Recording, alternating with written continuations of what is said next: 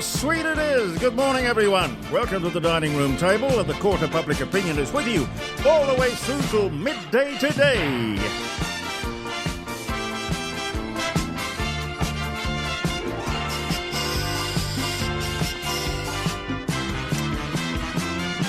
Give us a call if you'd like to. Telephone number is 0491 65 68 60. I'm out of breath. I ran from the kitchen.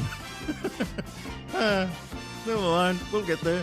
Looking out the window, it's rather gloomy. Here in Adelaide, it is gloomy wherever you are, and I don't know where in the world you are. I hope it's going to be a fantastic day or a fantastic night.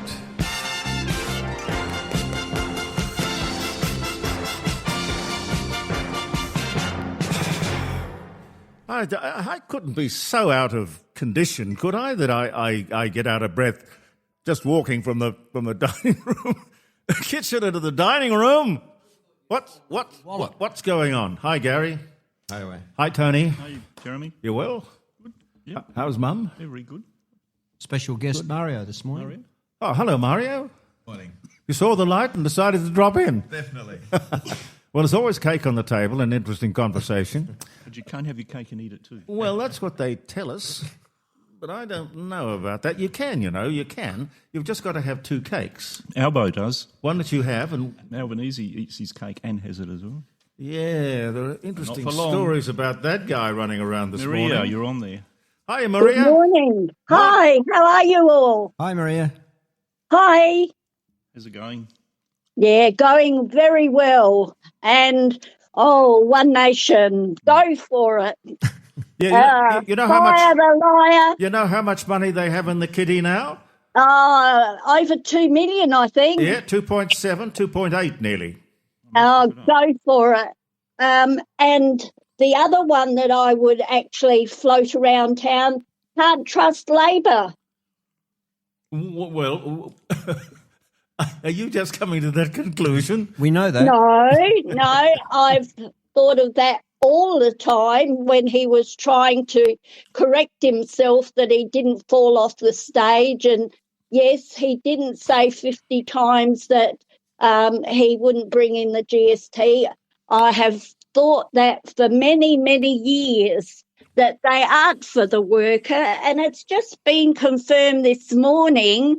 Wayne Swan saying that mum and dad donators to One Nation of $29, it's coming from the top end of town. Yeah, well, look, I tell you what. Yeah, right. I think it was Tony just before he came on air. Or was it Gary? The best survey you could possibly do is the one that causes or judges people's hand in their pocket to hand over It's the hard best cash. polling. Best polling. Best polling, yeah. The people have spoken. Should do it with radio surveys. And money talks. Indeed. Should do the same with radio surveys. Now, we never hear from any of them, you've got to be more productive, you've got to be more productive. They always push that on to us, but you never hear it at the public service. The parties never say we have to have a public service that is more productive. We have to have a parliament that is more productive.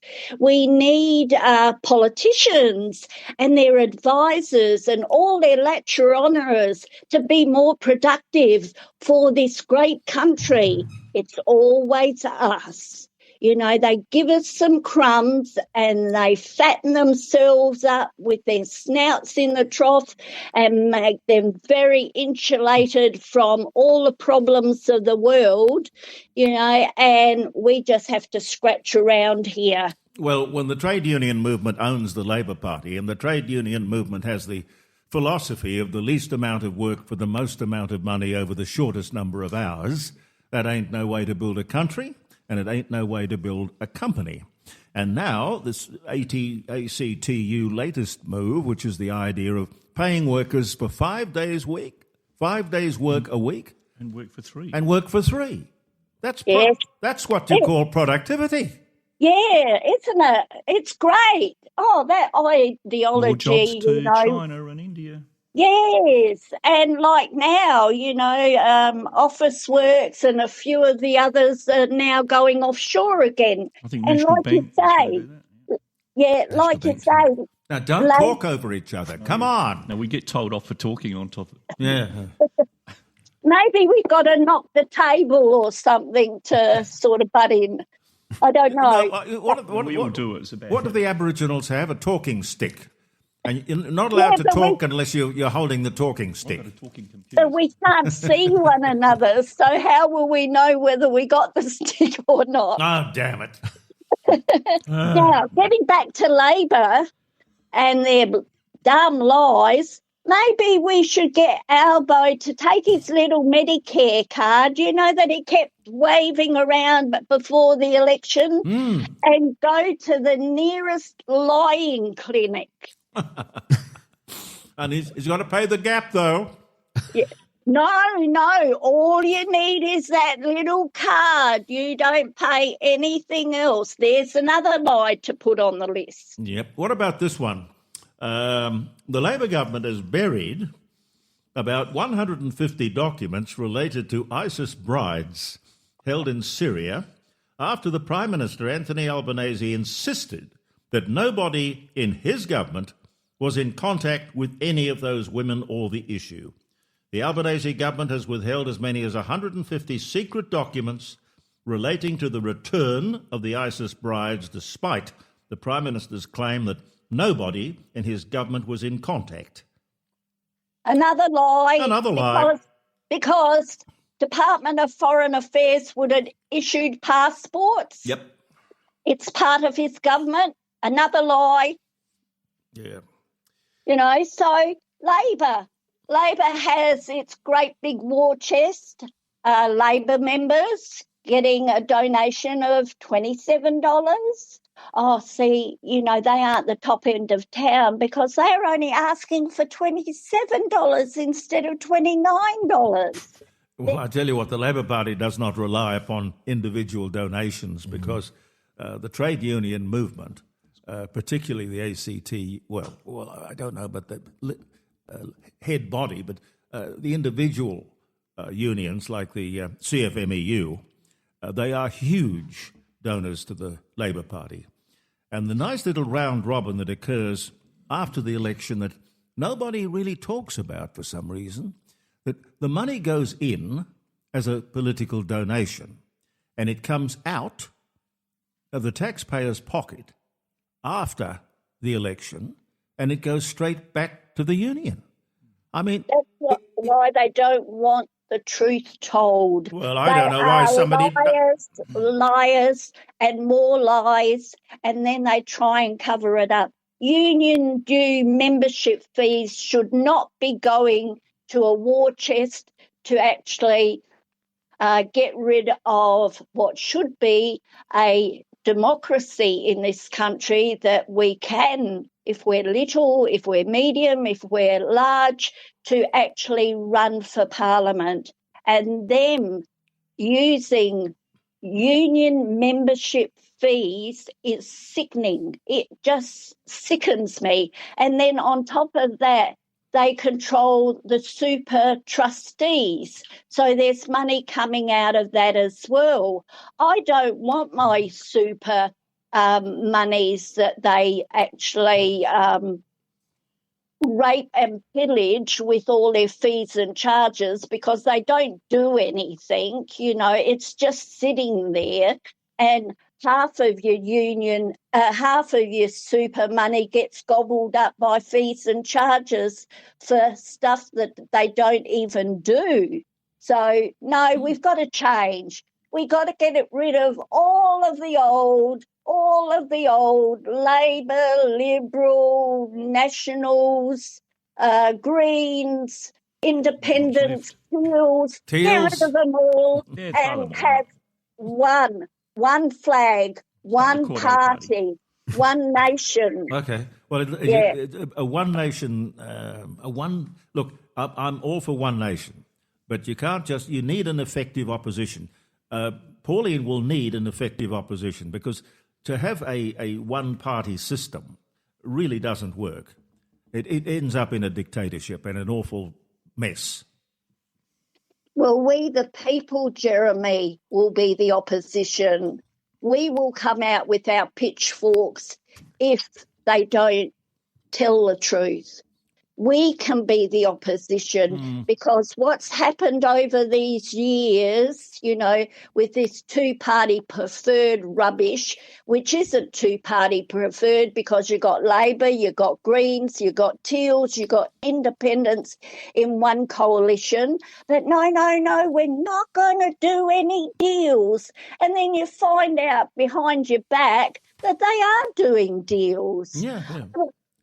So come out. The people deserve, our hard-earned money deserves the truth, deserves to be, as he said in his own very words, I will be different, I will be honest, I will be truthful, I will be honourable, I will be transparent. Well, we should play all that stuff back, just in case people have forgotten. Actually, remember what Albanese said? He said, "My word is my bond." Yes, he did say that. What does that mean? Yes. He's a blatant liar, not just a...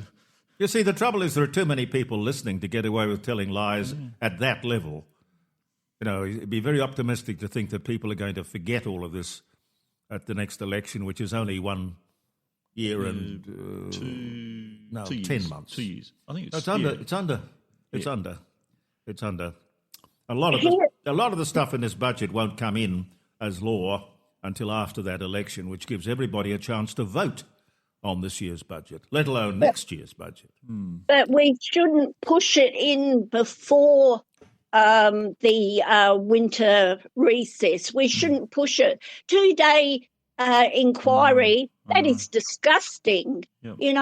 Normally it takes, I think it was, no, I'm not going to say because I don't know the exact figure, but when changes were made when Paul Keating was doing it, it had a white paper, a green paper, and every other paper as well before it came in. We knew what we were voting for. The Governor-General should put a stop on that being pushed through Parliament, and any of the ones that will, like the Greens, because they are joined at the hip with Labor, they'll do anything and everything. So we should vote, as I say, vote them all out and have one nation, one flag, one truth. None of this rubbish trying to confuse us with all the BS.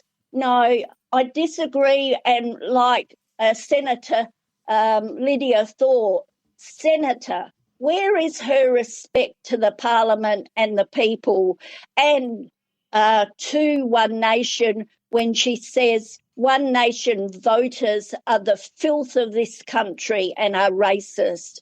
I would have her first off the voting sheet because I am not the filth of this country and I am not racist, and nor any of the One Nation voters. We want a media that will tell the truth, not attack as they've been doing for 30 years. Well, the media's got to stop covering up and giving certain people and certain parties an easy ride. But the big mistake, calling names is just so silly. You remember when Hillary Clinton described Trump's followers as the deplorables? She lost the election. Yeah, but in retrospect, she was right. Is right. In hindsight. I left myself open for that. All right. Okay, we've got to move on. Coming up on the show, ladies and gentlemen, Paul Volk, you will meet in a moment. Paul is a most interesting character with a really serious problem. It's not his problem. It's our problem. I mean, I don't know how this got under the radar. This Varroa Mite. I don't know if you've even heard of the Varroa Mite. Around the table, has anybody heard of it? Yep. You have? Bees. Bees, exactly.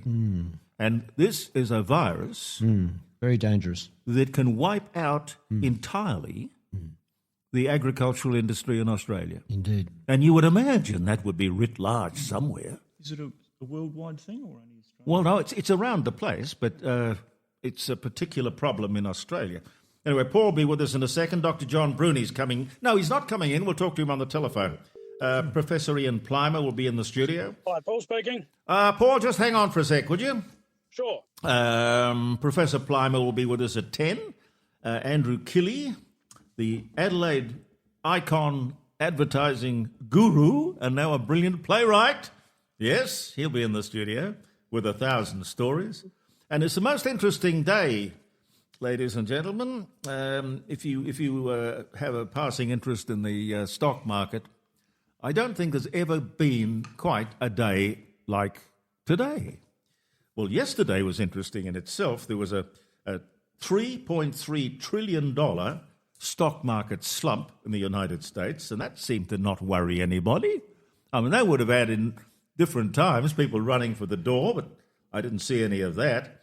And now we've got the float of SpaceX, Elon Musk's enormous, ambitious company. The float they anticipate will produce something like $1 trillion for him.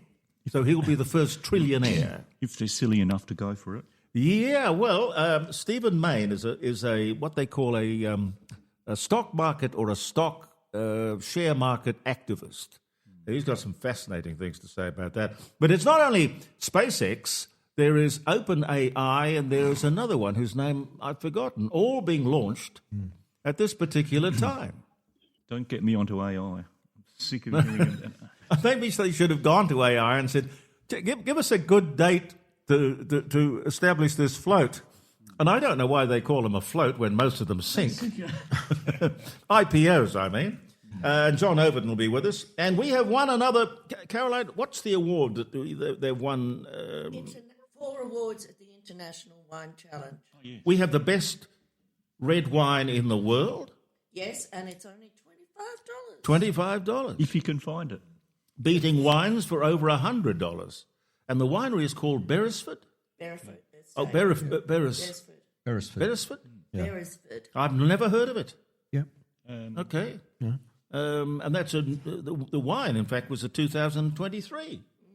Hardly must have been a very good vintage.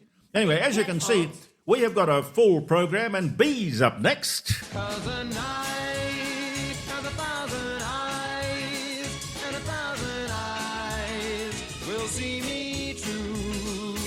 And no matter what I do, I could never disguise all my little white lies. 'Cause the night has 1,000 eyes. So remember when you tell those little white lies that the night has 1,000 eyes.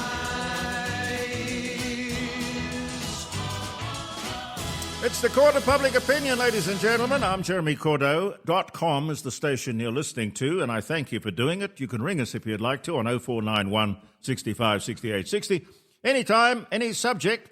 Now, Paul Volk, welcome to the show, Paul. G'day, Jeremy. Thank you very much for having me. It's Paul Volk, isn't it? Isn't it? Paul, my name's Valkenberg, but yeah, you can I get called most things, Jeremy. I like that. Paul Volkenberg. I think That's the one. Yeah. That's got a good ring to it. Now, do I call you a beekeeper or an apiarist or how? Yes. A honeymaker? Yeah, all of the above. Custodian of the humble bee. It's a passion and it's a job, but it's one that you would only do if you're very passionate about it. Yeah, for sure. Well, I met Paul, I must tell you, at a lunch that John Quirk put on the other day down at the Old Lion. And we got into a conversation about bees, and I just couldn't believe that something as serious as this plague or this virus has just gone under the radar, that people aren't talking about this. It is really serious, isn't it, Paul? Yeah, so it's a parasite, the Varroa Mite. We're the last country in the world to be free from it, and it has come here through our leaky biosecurity, one way or another. Nobody knows how it got here, but it got here in the early 2020s, thereabouts, and since then has spread through the 3 eastern states and now to South Australia. So, yeah, widespread and presents a lot of challenges. Well, what have you got? You've got border controls, but you can't stop the bees flying across the border, can you? No. So, yeah, there was border closures early on to, so-called slow the spread, and that maybe not have been a bad thing. But how that's being managed now between South Australia and the eastern states is very questionable, to say the least. We have the Varroa Mite, we have the resistant mite here in South Australia as well, and yet we still have border closures for some individuals in the industry and not for others, and that's where it becomes very, very concerning. Well, what determines whether you've got a border closure or you haven't got a border closure? Yeah, a very big question. We have a situation at the moment where we've been pleading to have access to queen bees from the east, and it's been very difficult to get them from New South Wales, which is one of the main queen breeding areas and essential to the health of our hives to have good genetics. Why do you need queen bees from somewhere else? We don't have any commercial queen breeders in South Australia that can produce the numbers of queens that commercial beekeepers in South Australia acquire. How many do you need? Approximately one per hive. So most commercial beekeepers requeen their hives every year, or at least every second year. You see, I don't even know how it works. Walk us through this. You've got a box. So so each colony has one queen in it, and to keep good genetics, that are gentle to work, that are healthy, they are young and virile. The easiest way to do that is to replace the queen every year or every second year at the most. God. And it's a dangerous profession. That doesn't seem right. No, it's a bit like that. But they get mailed at Australia Post all over the country. You're mailing queen bees around the place. Yeah, as a matter of fact, New South Wales has a lot of export of queen bees to Canada as well. So it's not only they don't only supply Australia; they supply overseas. Yeah. What does a queen bee look like? Different to an ordinary humble bumblebee? No, it's much the same, just a much longer abdomen and slightly bigger thorax. So just basically like an enlarged bee pretty much, but yeah, very, very distinctly bigger than any other bee you've ever seen. And her role is?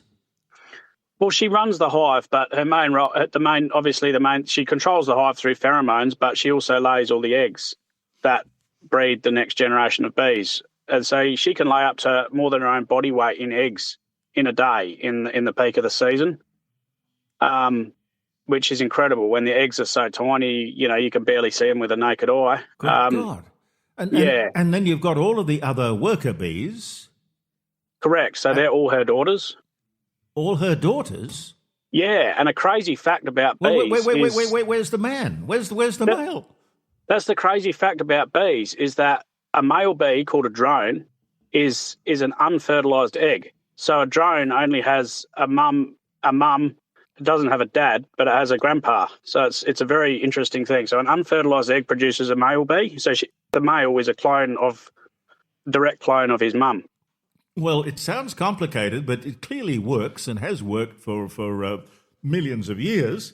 Yes, yes. So the ordinary bees go out there and they collect the pollen, and in collecting the pollen to bring back to the hive to make the honey, they fertilize, they pollinate the crops. Pretty much. So, there's two parts to it, and this is what a lot of people don't realise. There's two parts to a bee's diet. There's the pollen, which is the protein, and then there's the nectar, which is the carbohydrate which makes the honey. Yes. So when we eat honey, we're eating the nectar of the flower, but the bees also need the pollen for their body protein to make them physically strong.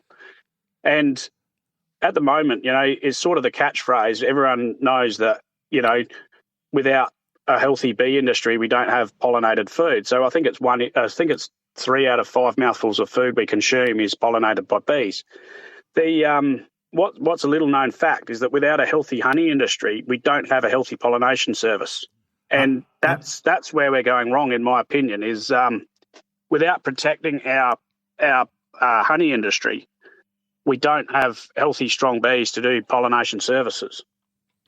It's a strange sort of setup. I mean, it really would convince you that there is a God, because it's really something that's been done by design.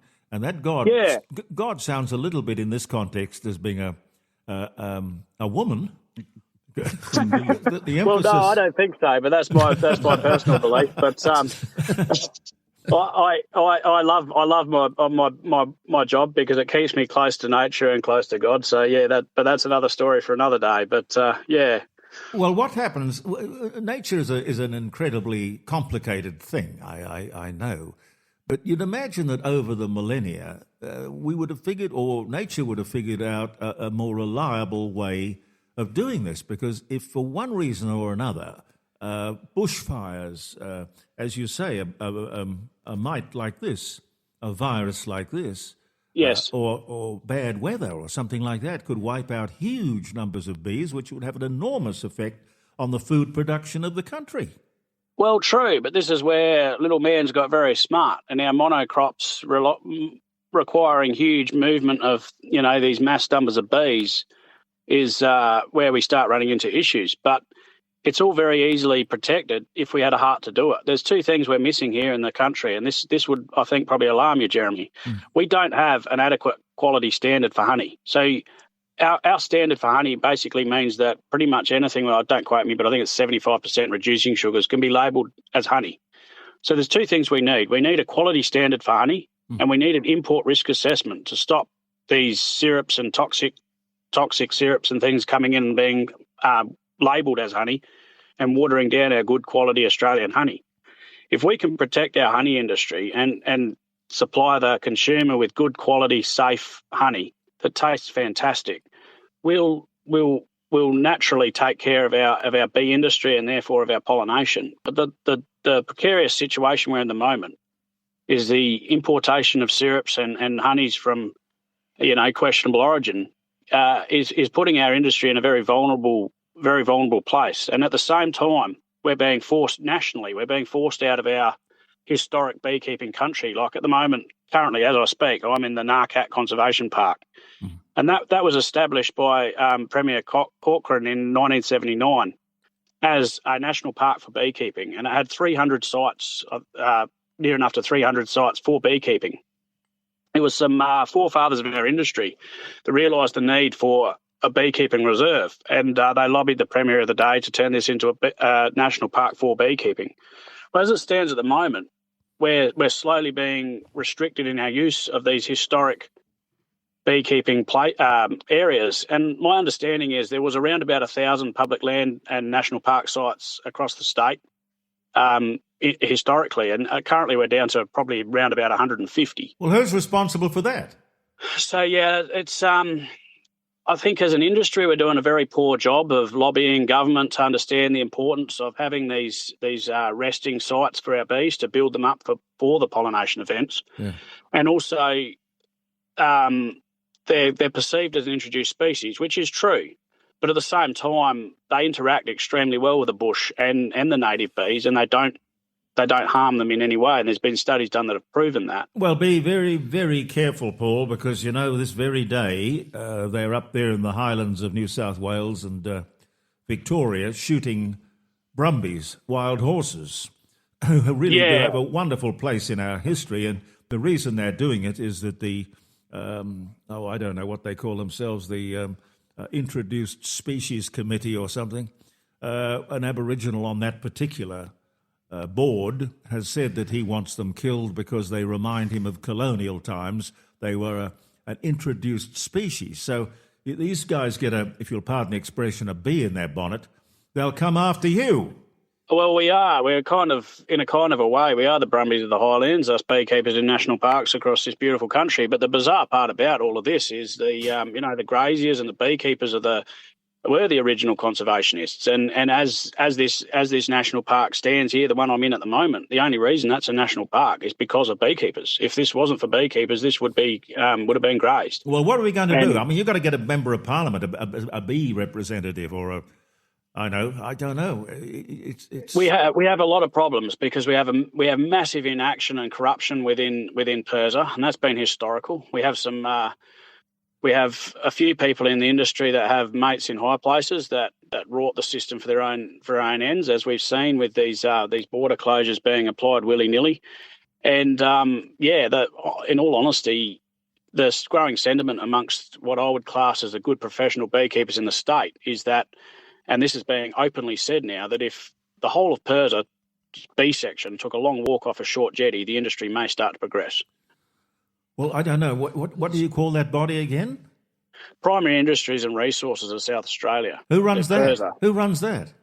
Well, the minister is Claire Scriven, and she's a wonderful person. But the trouble with these departments now is they're so institutionalised that the departments are running the minister than the other way around. Yes, I can imagine and that's where it's getting scary. Is one of the main individuals in the B section of PIRSA has had that job since the late 80s or early 90s.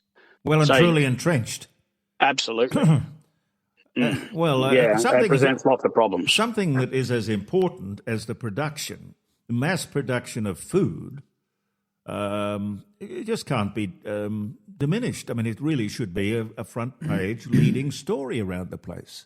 Yeah, and I think the latest figure that I'm aware of was the Curtin University put out 22 billion, that's with a B, of nationally produced food that relies on bee pollination. Well, of course it's with a B. That's right, but there's a big but on this, is I always say, but are you aware that without bees we don't have, for instance, a racehorse industry? And people say, how do you figure that out? Well, lucerne seed is 100% reliant on bee pollination. And what do horses eat? Lucerne hay. Like the ramifications of the bee industry are huge. And if you took out not only the pollination reliant industries as almonds and lucerne seed, all the cucurbits as in melons, then you have vegetables. Now vegetables don't require bee pollination, but the vegetable seed to grow the vegetable plants, that's a huge industry of small feed industry which requires bee pollination. Then secondary to that, we have all the secondary industries as in dairying, racehorses, the list just goes on and on and on. Of industries that rely on a product that's grown from product that was pollinated by bees. So we are massively underrepresented and underappreciated. But we need to do better as an industry in getting that message to the public. So what actually is being used at the moment to combat the Varroa Mite?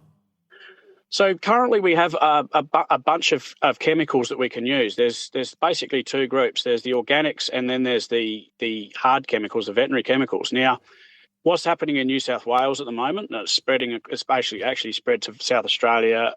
It started in Queensland, it spread to New South Wales, Victoria, now South Australia, is we're finding that we have a resistant mite, which is 100% resistant to the pyrethroids that are the hard chemicals that are able to be used to treat the mite.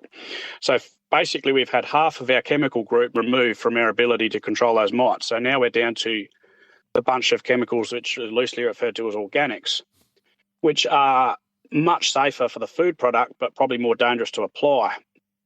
Where we need the industry to go, and our industry body's doing, in my opinion, a very poor job of lobbying for this, is we need own use exemption for those organic chemicals. And whilst we need a much better skill set to use those chemicals, we can treat our hives at a very, very low cost and produce a very safe food product, because those organics are naturally found in honey anyway. So we're not adding anything into the hive that's not currently in it.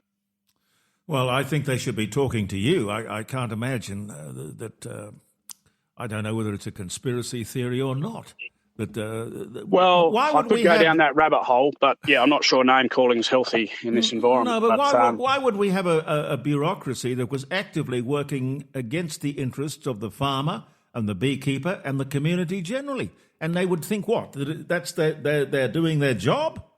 To understand that, we need to look at a little bit of history. We need to look in the review mirror. We used to have a committee called the Federal Council, and the Federal Council did the job that is now taken over by a body called ARBIC, which is the Australian Honeybee Industry Council.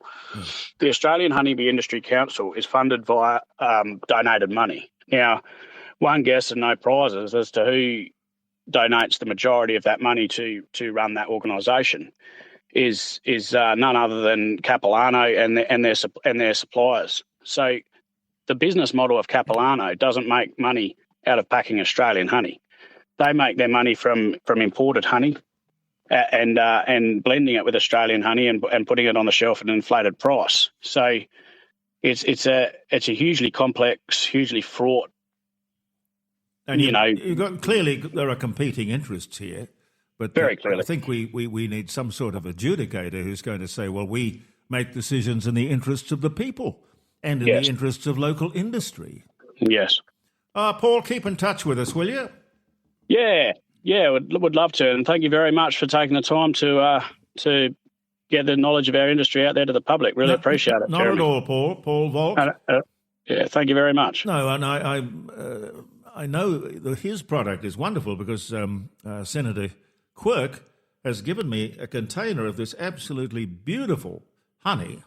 But the thing that amazes me is that you've got these little tiny bees, and I know they're busy, but they go out there and they work from morning till dark.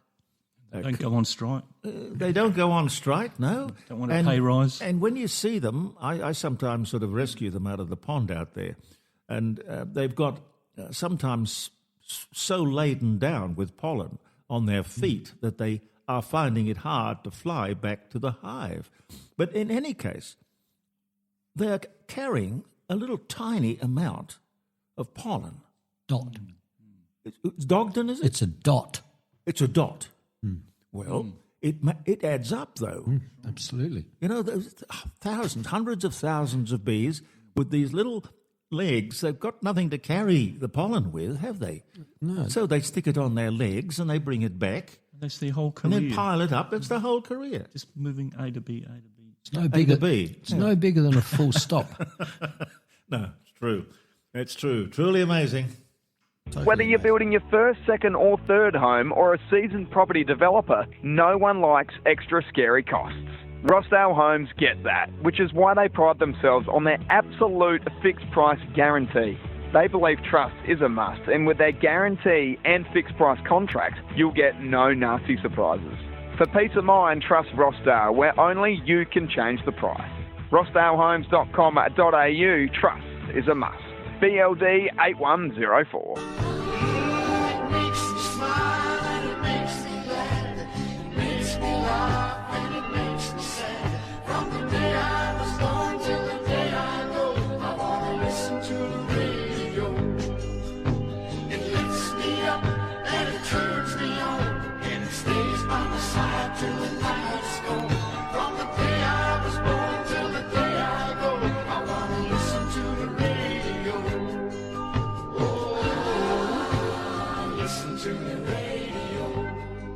And you can be on the radio if you like, 0491 165 68 60. And I shouldn't gabble the phone number, should I?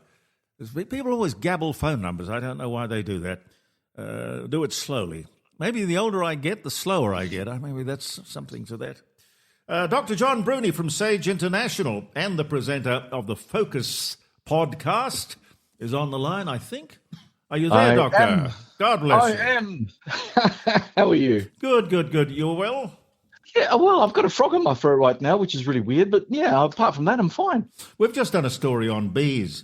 You know, we in looking, and particularly talking to you with the macro side of things, the really bigger, larger than life kind of things, and yet going on in parallel, this incredible world without which we cannot live. Of bees doing their little thing, not causing any trouble, not going on strike, no civil wars, no rebellions. They just collect the honey and go back to the hive.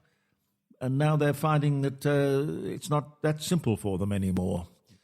Well, yes, there's a whole colony collapse issue that we're struggling with. And of course, you know, if we're talking about national security problems, food security is directly related to what you're saying, because of course bees cross-pollinate between plants and are needed for us to have a viable agricultural system, and plants for air to breathe. So I mean, bees are not to be underestimated, and they might be micro in terms of our thinking. They're just small little critters going about their business, but they do have a macro or big picture effect if we allow them just to die out. It's all part of this intricate mosaic that is life in all its complexity. And tell me, John, what is Trump up to? What does he think he's doing by having this running commentary on how close he is to doing a deal with Iran? I don't know, Jeremy. I mean, every day breeds another cycle of, oh my God, really? And, and this week has just been one day after another of, oh my God, really? He keeps on tweeting he's truth. He's done it. He's on the air this morning saying, he's done it. It's done. It's all done. Yeah, it's all done. It's just, we'll make the announcement. I think we'll go to Europe and make the announcement. Yeah, we'll go to Europe and make the announcement. Yeah. But it's over. The war's over. I fixed it. Yeah. Well, look, there are things that your listeners have to understand about this. I mean, both the United States and its allies, as well as the Iranians, have been hit quite heavily as a consequence of this war, both from an economic perspective and a military perspective. Is there a desire for both sides to come to some form of agreement sooner rather than later? Yes. Is Trump continually tweeting, tacoing, and doing all other weird Trump-related things, adding or subtracting from the complexity of finalizing an agreement so the oil can start shipping back out from the Strait of Hormuz? Well, I'm not so sure. Trump's been helping himself or the international community.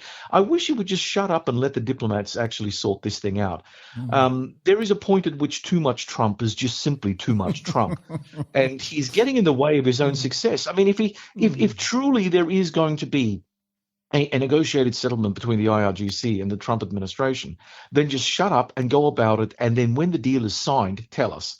But don't tell us every thought bubble or brain fart that comes through, I'm gonna bomb the civilization, I'm gonna take Card Island. It's all very good for him to go about and say this because it makes him seem like the invincible, great, immortal man that we all have to bow and scrape toward. But by God, just shut up and do the job.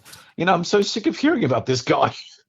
Yeah, but surely he must get embarrassed when he says, "Oh, we've done the deal," and then the Ayatollah or the assistant Ayatollah says, "We haven't spoken to him. We know nothing about this." I mean, he must feel a little bit diminished in the credibility department, surely.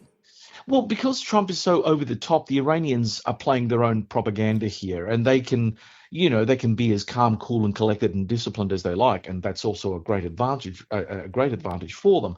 But they too are overextending, and they too are, beating their own chest over their own success, and they do like to poke fun at Trump. And I mean, you don't have to be an Einstein in international relations to pick up your latest Instagram feed to see the Lego cartoons that the Iranian propagandists have been flooding the stream with, and many of them are very clever. But they go to the heart of the beast, right? They go to the heart of Trump and the buffoon that he actually is. See, the problem with Trump isn't so much that he doesn't have an idea that there is a war going on, which is not good for the world and that it needs to end. He just doesn't let the process happen. So again, he's getting in the way of his own success. And if he keeps doing this for much longer, we're going to be in some serious strife. I was just doing some statistical comparisons before I came on. And that when ships turn off their transponders, which many of them have been doing to try to escape their entrapment within the Persian Gulf, they can sneak through around 10 to 20 commercial vessels per day. And as far as I can tell from the available open source information, That's how many vessels are sneaking through the blockade of the blockade, because of course the Iranians have blockaded Hormuz, as has and Trump has blockaded Iranian ports allegedly. So and when we do a comparison, so prior to February 28th, when the war started, we had 125 to about 140 vessels going through the Strait of Hormuz. And these vessels travel very, very slowly. So to, build up that head of steam, we've got to have lots and lots of vessels offloading their cargo and loading up their cargo and shipping out. And it's kind of like a slow bicycle race around the world with these ships, because they move very, very slowly. But when they get to their destination, you've always got a ship somewhere offloading or reloading. And so there is a flow of traffic that goes through. Well, that flow of traffic is now down by roughly if I'm more optimistic, 15% of normal shipping capacity. It's putting a real crimp on international growth and our economies, obviously. How much pain Trump is willing to endure is anyone's guess. But I was having a discussion with some friends of mine yesterday, and one of them, who's a bit of a conspiracy theorist, I like hanging out with conspiracy theorists. They're very fun. But one was saying, well, this is all part of Trump's plan to dominate the oil export industry, because of course now America is the number one oil exporter in the world, and of course being a capitalist country, they quite like the idea that they're the ones selling the world the oil and the diesel to make the world happen. Of course, that may be true, but from a quantitative perspective, it's the Persian Gulf that matters, because 20% of the global needs, and that's not just the oil and the diesel and the gas, it's all the byproducts from fossil fuels come out of the Gulf. We're talking about plastic, we're talking about helium, we're talking about fertilizer. All of these things, if they don't hit the market soon, we're going to have a very disaggregated and strange growing season in the northern hemisphere, and then it's going to hit us in the southern hemisphere as well, obviously. But it's going to be like the northern hemisphere will have their first really poor crop because they didn't have enough fertilizer, or their fertilizer stocks are so thin that they can only spread it over a certain amount of terrain. And then, of course, the follow-up will be Australia. And so we're going to end up having two really bad years in terms of agricultural products hitting the market. That'll mean that, we may not be able to get all the things that we're used to in the supermarket shelves, for instance.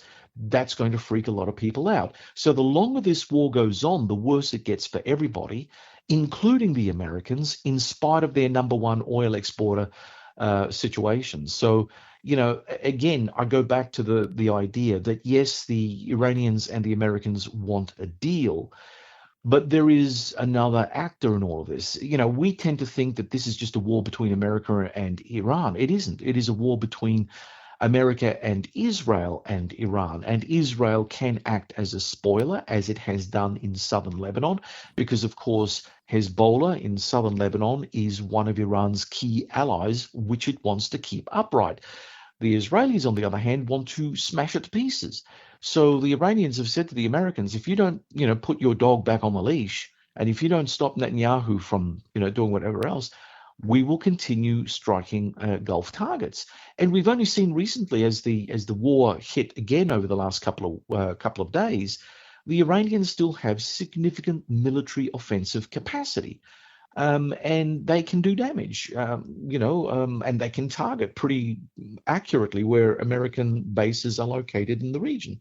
So there is still many millions of dollars of damage that can be done just on a military-to-military confrontation. Can Iran sustain this? That's a difficult question to answer. Battle damage assessment after the initial kinetic strikes that the Israelis and Americans launched against Iran in late February, early March, They all said, well, I mean, Trump himself has come out in his blowhard fashion saying, oh, we've destroyed everything, we've obliterated. I don't think he knows what the word means, but nonetheless, he said that, and so therefore we're all meant to accept it as fact.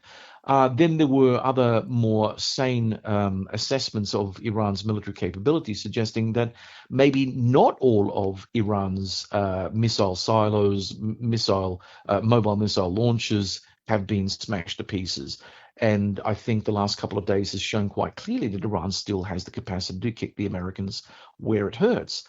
They can't afford to have another major go at it, because if they do, see, what people don't understand about Iran, Jeremy, is that in the end, if it comes down to a major end of times kind of confrontation, the Iranians will take all of Iran down with them rather than concede to America and give away the farm. They will not give away the farm. They'd rather die than give away the farm. This is the kind of mentality that the Americans are dealing with. They've dealt with this mentality before in the war on terrorism, but funnily enough, they seem to have forgotten about many of these difficulties of dealing with people who, have within their own mindset that their death will bring about the change that they want, because you can't fight that easily.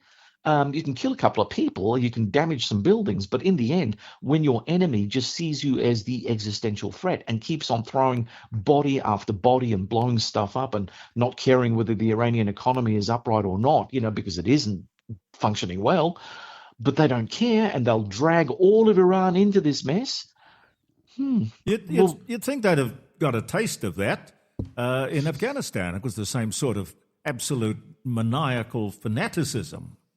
It was, and I totally agree with you. But the thing is that we're dealing with Donald Trump. I mean, most other sane presidents. I mean, Trump is, and this is about as polite as I'll make it. Trump is mercurial, right? Yeah. So he changes his mind. He gets up one day, has a bad day, decides to bomb something. Then he goes, "Oh, I better not do that," and then he pulls back. So of course he's got a really inconsistent approach to everything, and his constant public signaling is not helping the diplomacy behind the scenes reach a proper settlement. Because as soon as Trump then blows another truth tweet social out, then the Iranians pick up on that, and then they say, oh, well, maybe we can do something else to the Americans, which just drags the process out further and further. If the guy just shut his bloody mouth and someone took his phone away from him, maybe we will get a deal over the weekend, but I'm not so sure.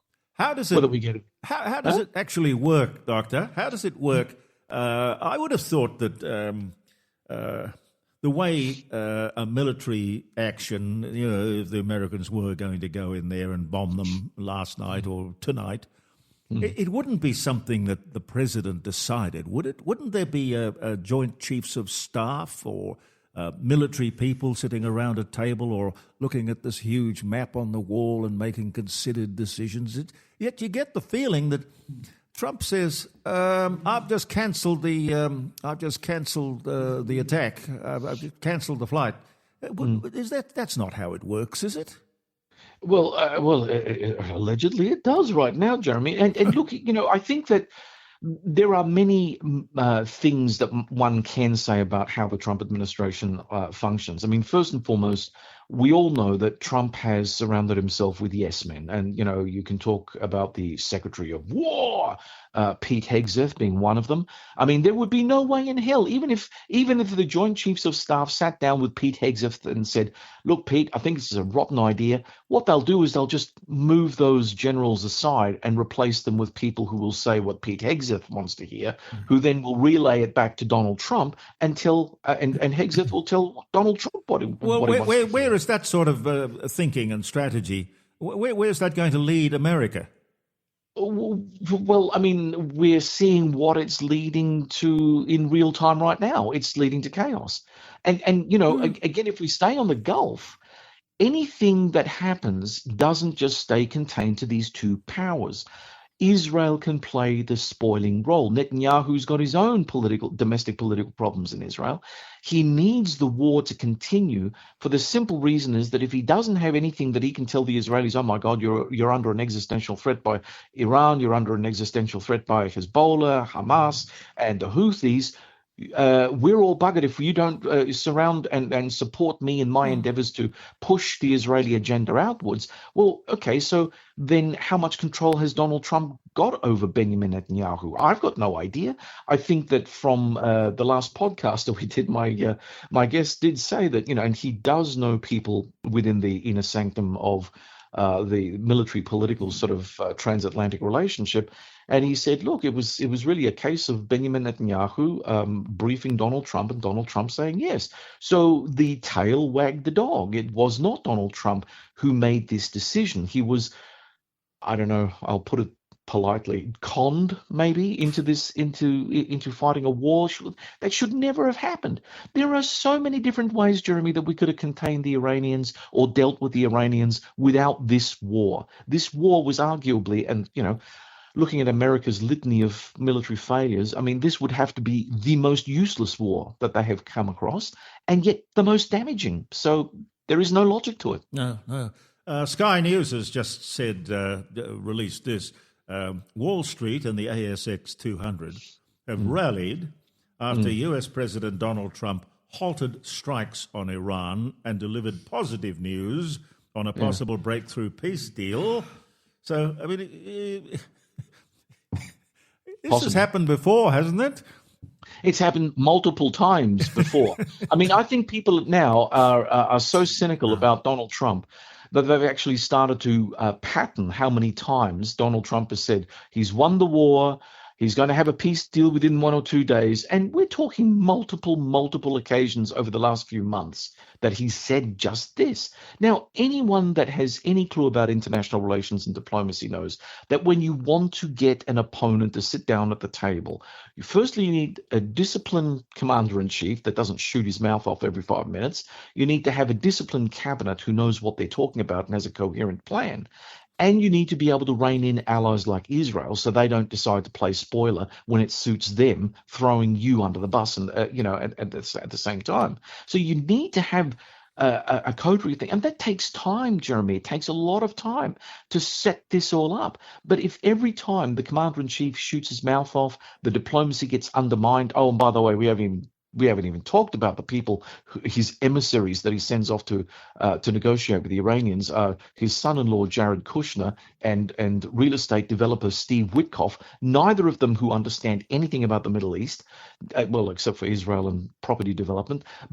And neither of them know anything about diplomacy. And yet we've got rank amateurs basically running the very head of the State Department. And they're not even State Department people. Marco Rubio should be front and center in all of this. My question to you is, where the hell is Marco Rubio? He's, sitting at home, licking his wounds because Trump keeps on throwing Kushner and Witkoff out there?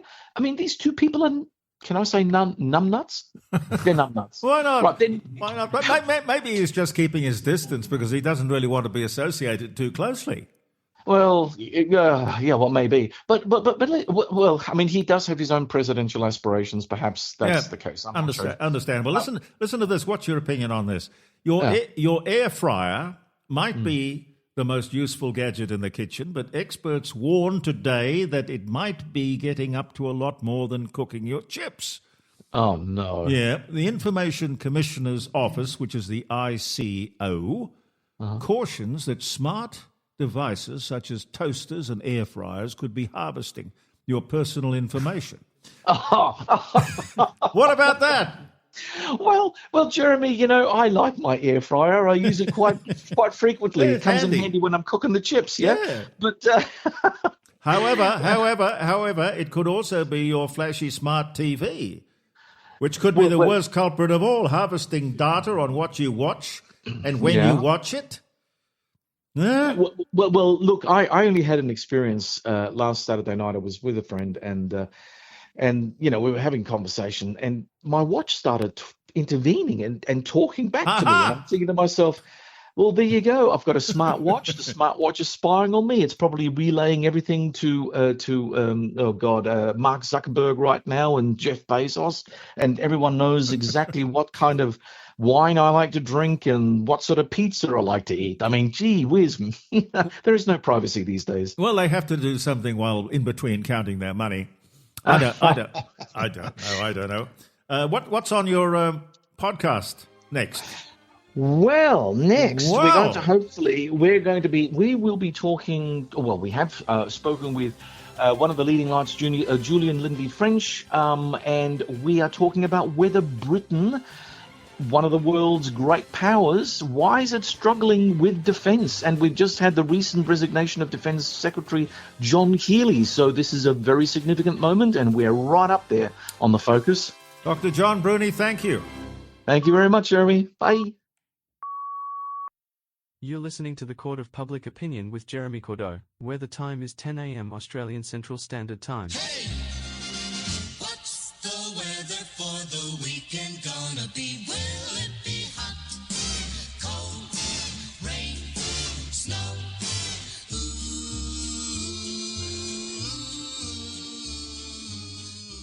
And the weather today in Adelaide, it will be a partly cloudy day. You may not find us on your TV, because in case you did not know, we're being brought to you by, brought to you on, brought to you by RADI.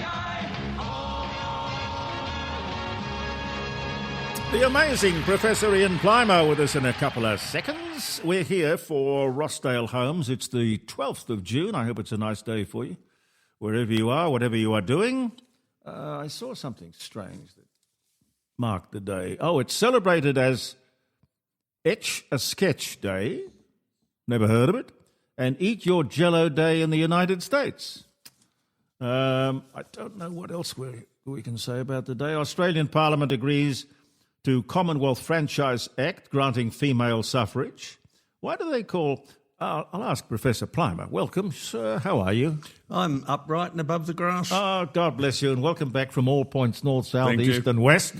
Why do they call voting suffrage?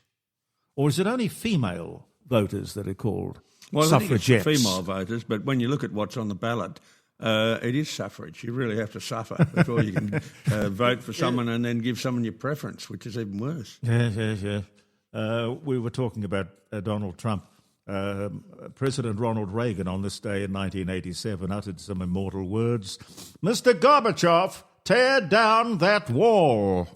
I remember that. Yeah. I remember when the wall came down. Yeah, so do I. I was living in Germany then, and we were able to zip across to East Germany. We could go to the opera in Dresden for only 12 marks, and they were the best seats in the house. Yeah. And that was the one thing that wasn't suppressed. Art was suppressed, free speech was suppressed, but music wasn't. But it didn't do any good, did it? People rose up and they, with their bare hands, tore that wall down. Well, that's quite right. But there had been suppression for a very long period of time, and people had had enough. There is a tipping point, isn't there? There is, and you wonder where it is in this country. Well, we're seeing it remarkably with Pauline Hanson. Well, yes, but is it going to tip the scales? I mean, there's 94 seats that Labor have in the federal parliament. That's going to be a hard one to toss. But we are at a stage where people have had enough. They're not being shot in the streets as they have been in the communist countries, as they have been in Iran. But I suspect that it's to stay with Pauline Hanson. I don't think it's a flash in the pan. No, it's not a bubble. I don't And her believe so. problem is to get 150 good candidates. Yeah, which is not easy, is it? It is not easy because you need a party structure to do that, and they've only just got that. And the second thing is that they need to have a long-term knowledge of the candidate. And some of the most interesting people in the world don't want a bar of politics because of the scrutiny that they get, which has nothing to do with their candidacy, probably. The intrusion into their private lives. Most people just wouldn't like that sort of public exposure. Well, I would have thought that the intrusion into your private life is probably the worst. The fact that you can't zip off to an exotic place with your girlfriend makes it a little bit difficult. Yeah. I think it's... Damn it. Damn it, yes. And I think in today's world, the constant security would be a little bit of a burden. Yeah. So you have to actually divide your life into a totally anonymous life and then your public life. And you have neighbours, you have people that live nearby, you mix with people in other quarters of your life. So I think it's an appallingly bad job to have. I don't think for what you do, if you're a good politician, you don't get paid nearly enough. No. But if you're a union hack or someone who has been a staffer straight out of university and has never had a real job in their life, it's absolutely fabulous. Yes. Because you can end up like so many in our federal cabinet who have never had a real job, end up with quite a high-paid job in politics. And when you've totally and absolutely ruined the country, then you can get a job on a quango or serve on the board of a Chinese wind company. It's unbelievable. They look after their own, don't they? They certainly do. And one only has to look at the number of politicians who have been there for a long while and ended up extraordinarily wealthy. Yeah, it's funny about that. And it is funny about that. Yet when Sir Robert Menzies retired, they had to pass the hat, such that Sir Robert and Dame Patty could actually get a house in Melbourne. Yeah. So we've had a great change in the ethics in politics, where people are now not coming into politics to serve, but coming into politics for what they can get out of it. I don't know if anyone remembers Janine Haynes. We do, yes. When she went off to Canberra. Was she a senator? I can't remember what house she was in. But I interviewed her back in the old 5DN days, and I said to her, basically it was her first week in Canberra, maybe her second week, and I said, what strikes you about the place? And she said, well, I think the most amazing thing is the amount of bed hopping that goes on here. Yes, I've heard that too. Bed hopping. And I said, what do you mean?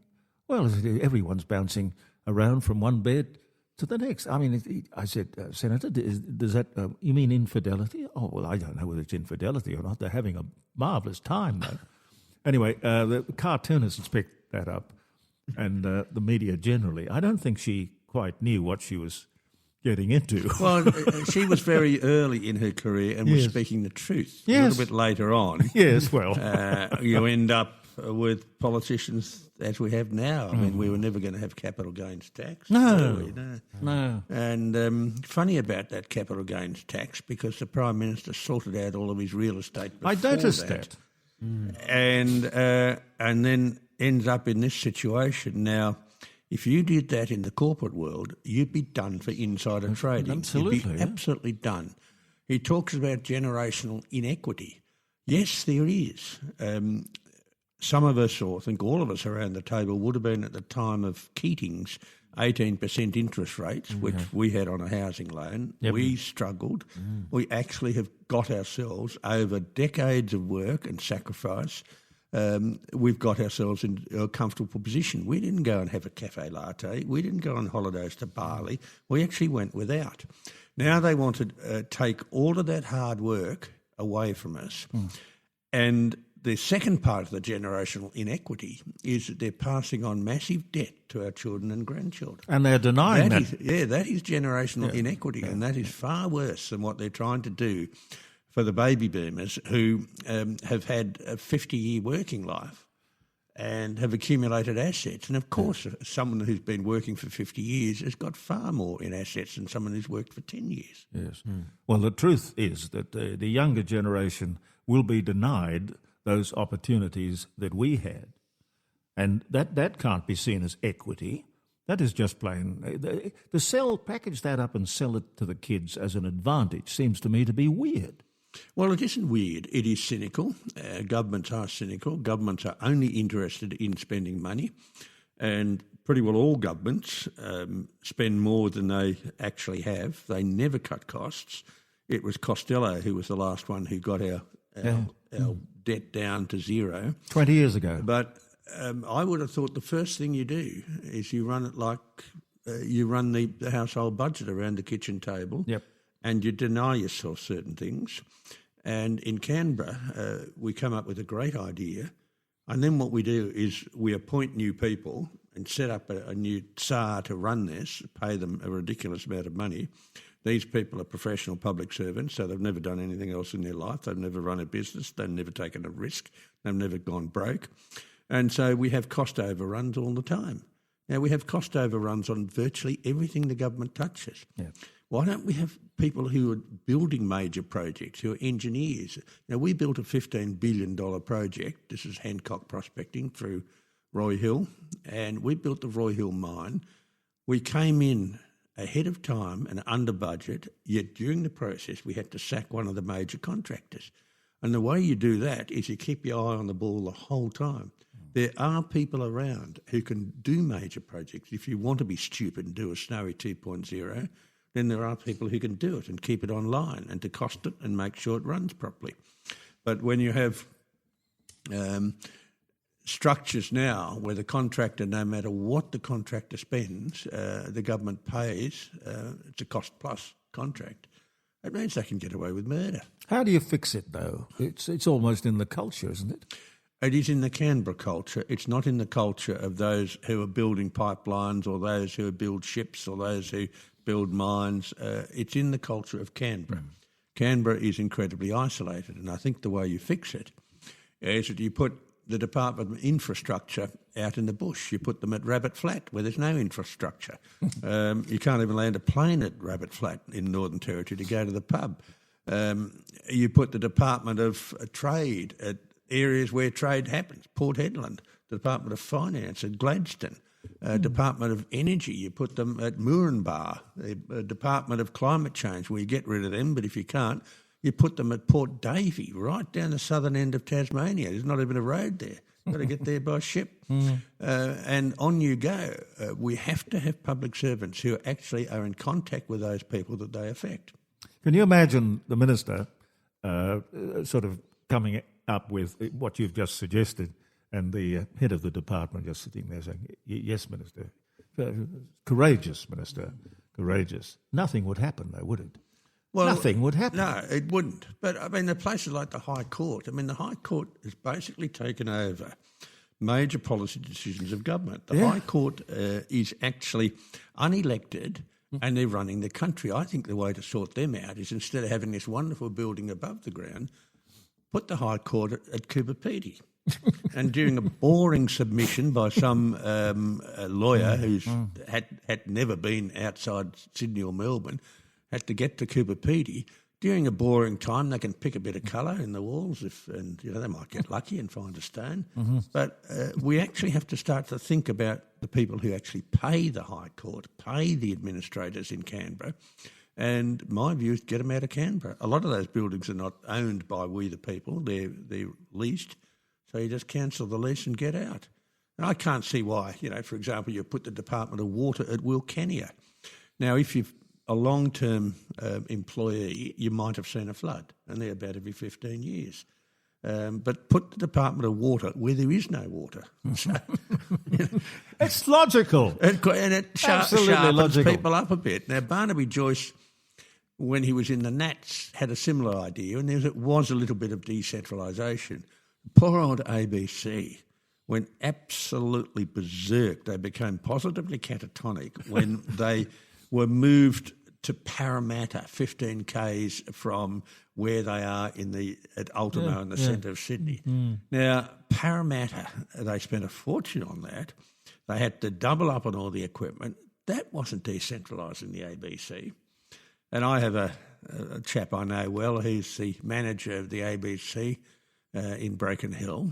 He was born in Broken Hill. He was a miner. He now runs the ABC, and he says these weekly management meetings he has with Zoom, he said, I'm on a different planet. Yes. These people have no idea how the average person thinks. No. How would you clear out that rat's nest? How would you... Oh, with the ABC, you have a subscription. I subscribe to Sky. I pay for Sky. Yeah. And if Sky don't fit the bill, I don't pay them a subscription. But you remember Jonathan Shire? Yes. Yeah. Well, they put him in there to straighten it out. I think that would have been John Howard. And they broke him. Yes. He left the building crying. Yeah. And he had a nervous breakdown. Well, I'm not surprised because it is a cooperative. It is a workers' cooperative. A collective. Collective, yes. It is an organisation which is a law unto themselves. The animals have taken over the zoo. You've only got to see what they've done recently with Grace Tame, putting her on. Yes, isn't it amazing? I mean, this is just incredible. Truly amazing. And the ABC hasn't deemed to interview me for 20 years or so. I used to have a regular program. I used to have a segment 5 minutes before the country hour every week with Jefferson and Peter Jefferson, and it was called Talking Rocks, and that was just before the country hour. Uh-huh. And well, that keep you in a harmless position there. Well, it was also very interesting because every time I went bush, people would recognise me on my voice. Yeah. And people would ring me, and I once did one from the front bar of the O'Leary Hotel. And there's a chap that owns the Bimbawi station, which is now owned by the South Australian government, and owns another one down the Fluria Peninsula. He got on his plane and he flew up to O'Leary. It's a pretty exciting landing at O'Leary. And he guessed right that I would be at the pub in the evening, and he found me and had a good natter. And I got to know Robert Baxter very well. And so that is the way you get to know people. Yeah. Who are completely a different sort of life to that which you live. Earlier this week I was underground for a couple of days. You talk to people, you get to know different people, and they have a very different perspective on life than those that are born and bred and stay in the city. Yeah. One of the mobility problems we have in this country is people just don't move. You know, if they're born in Hawthorn in Melbourne, they stay in Hawthorn. Yeah. Or they might move to the adjacent suburb like Kew, but they don't move. And when I was living and working in Germany, I was at the Ludwig Maximilians Universität in München, and we couldn't take students from Munich. Mm-hmm. So we had to take students from other cities elsewhere in Germany. So if you're in Kiel and you got a suitable standard of marks to get into university, you would get a bursary from the government, not to go to Kiel University, but to go maybe to Munich or to Freiburg or to Heidelberg or something like that. And so they got the kids moving very early on to train them up that you go where the job is. You don't actually go where you were born and bred. And this is a problem in this country. Yeah. People don't move enough. Broaden the horizon. Of all the places have you lived in just about every country or visited just? No, I've visited a lot of countries. What's the most impressive place? Where would you say, God, I'd like to come and live there? I could live in Styria in Austria. Yes. I like that very much. It is cool in winter, but you can go off to Cyprus or Malta or something if it's too cool. In the northern hemisphere, in the southern hemisphere, I could live in Namibia. Yeah. Maybe it's Swakopmund on the coast. I could perhaps live in parts of South America. I've worked quite a bit in Ecuador. Yes, you've got a bit of a drug culture and you've got some pretty heavy muscle in places like Guayaquil, but north of there's many Canadians have moved and settled down in Ecuador for their retirement. It's nice, warm country. I think we probably live in one of the best countries in the world, if not the best. However, we're seeing a decrease in the standard of living, a decrease in productivity. I think people of the age around this table have lived in the very best times. Yeah, I totally agree with that. To have lived in Australia. We've seen the best of it. No, I totally agree. I like what you said about the High Court, going back a little bit. You saw that NZYQ. I don't know why they called the case the NZYQ. But that case came up before the High Court. Yes. And these were a whole lot of non-citizens who were murderers, rapists, terrorists, really bad guys. And we were not able to detain them. Well, this is the High Court overruling common sense. The government, overruling the wishes of the people and demonstrating there is no common sense. Why would we allow the High Court to be above the government, above logic? We have this recent Giggle versus Tickle case. Now, oh yes, it's a very, very easy way to solve those problems is to do it on something you can count. And once you can measure something, it's very, very hard to dispute it. So you measure cells in the body and they've either got the XX chromosomes or the XY chromosomes. Simple. Every single cell you can see from the chromosomes, tells you that this is male or female. Yeah. End of story. You just measure it. Yeah, but we have It's not on the way you feel. It's not on your perceptions of life. Choice. You can measure things. But you're a scientist. Well, some of the great countries that have really advanced very quickly have had engineers or scientists running them. Yeah. And once you have lawyers in there, lawyers are basically driving systems where they think of reasons why you can say no. Well, they also are trained to see both sides of an argument, which must muck their heads up considerably. Well, no, I think everyone does that. I think in lawyers' cases, they are an advocate for one side of the argument. Yeah. And if you're a socialist, you're an advocate for one side of the argument, and you actually ignore the other arguments. They don't become relevant. So I don't think lawyers are trained at all to look at both sides of the arguments. They're trained to run up your bill. That's for the first thing. And they're trained to actually be an advocate. Now, we now have most lawyers are political advocates, those in Parliament. We have more kids doing law at university than we have lawyers.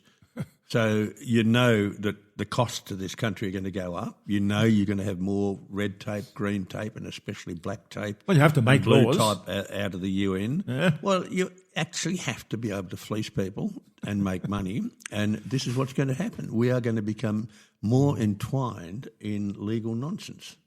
Yeah, but the idea of an independent judiciary is also interesting because it's the government of the day who appoints the judges.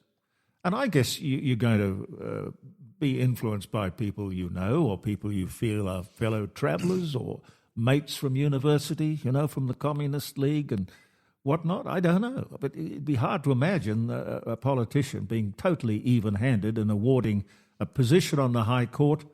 I mean, no disrespect. However, you see on it merit. on both sides. I mean, we had the Conservative, They do it Ian too. Callaghan, Yeah. and I've met him a couple of times, a very impressive man, but he was a Conservative. Yet you have people on the left who were appointed. So it's not really balanced anyway. No. The Pauline Hanson phenomenon, it's quite amazing. I was listening to Wayne Swan this morning, yelling and screaming about the Pauline Hanson.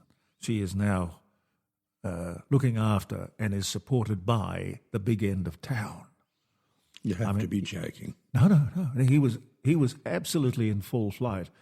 And I don't think the journalist interviewing him mentioned the support that the Labor Party gets from the unions. From the unions. Now, and for from example, industry super funds. When Wayne Swan was a member of Parliament, he had to be a member of the union. Whatever union. In this state, it's the shoppies, but in other states, it's other soft unions.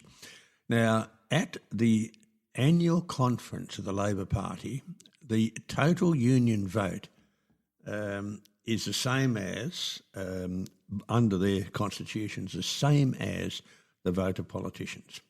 So it's a union party, and it's run by unions, and the unions are the big end of town. The unions do deals. They do deals with the construction companies. They're trying to get new deals with BHP in the iron ore fields and Rio. Gina Rinehart and Pauline Hanson are friends. I mean, they're people I both spend a bit of time with. I'm director of a number of Gina Rinehart's companies. I'm executive chairman of Hancock Energy. And I have a very close relationship with her. She's the only person in business who is actually supporting Pauline Hanson. But I think that'll change, don't you? I don't know, but what we see is that there's 40,000 people out there who've averaged putting in $59. Yeah. And Pauline Hanson actually represents the little person. You made I read that you had made a very sizable... Yes, I had made a donation, and as had a few others. Yeah. No, I don't blame you. I think it's terribly important. They're at a critical stage now. Well, there were a couple of reasons. One is that they're at a critical stage. The second is that this is money that otherwise would have gone to the Liberal Party. Yeah. And you want to make sure that their bad policy hurts. There are consequences. There are consequences. And what has happened, actually, is the Liberal Party have actually changed their policies on a number of areas, but I'm a bit wary about that. They're just chasing votes. Let's see the long term. Yeah. Now, she's been long term on a number of policies for 30 years. Yes. She has on immigration, on climate. She's been, ever since Malcolm Roberts came along there as senator, and I knew Malcolm when he was a mining engineer in the goldfields of the Hunter Valley. Pauline once rang me up on a FaceTime call with my book Green Murder and just flicked through it. Yeah. And every page had yellow marker pen marks on it. And she started to giggle when she was flicking through. Basically, she was saying, look, this has been very informative, this book. Yes, Now, yes. I have had the odd federal politician, Matt Canavan is in contact on various climate matters. I've never had the Labor Party contact me. No, I've had the odd Lib and Nat contact me, but they're not the leaders of the party, they're individual members. So I think our change in politics is that now, unless there is a deal done between the Conservatives in the Libs and the Nats and One Nation, they will not get government. No. And I noticed an interview last night on Sky with Angus Taylor. He was very careful not to drop a bucketful on Pauline Hanson. Oh, I noticed that Matt Canavan does the same. So they're keeping the options open because the argument that she's putting up is that the common enemy is Labor. She was sitting right there in that chair, going back, I guess it must have been about 3 weeks. Yeah. Yep. And I said to her, wouldn't it be sensible sort of marriage of convenience, perhaps?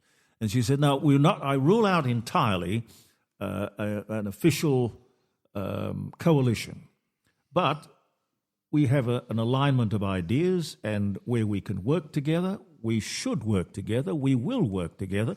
And she said, I'm prepared to guarantee supply and confidence. Yes.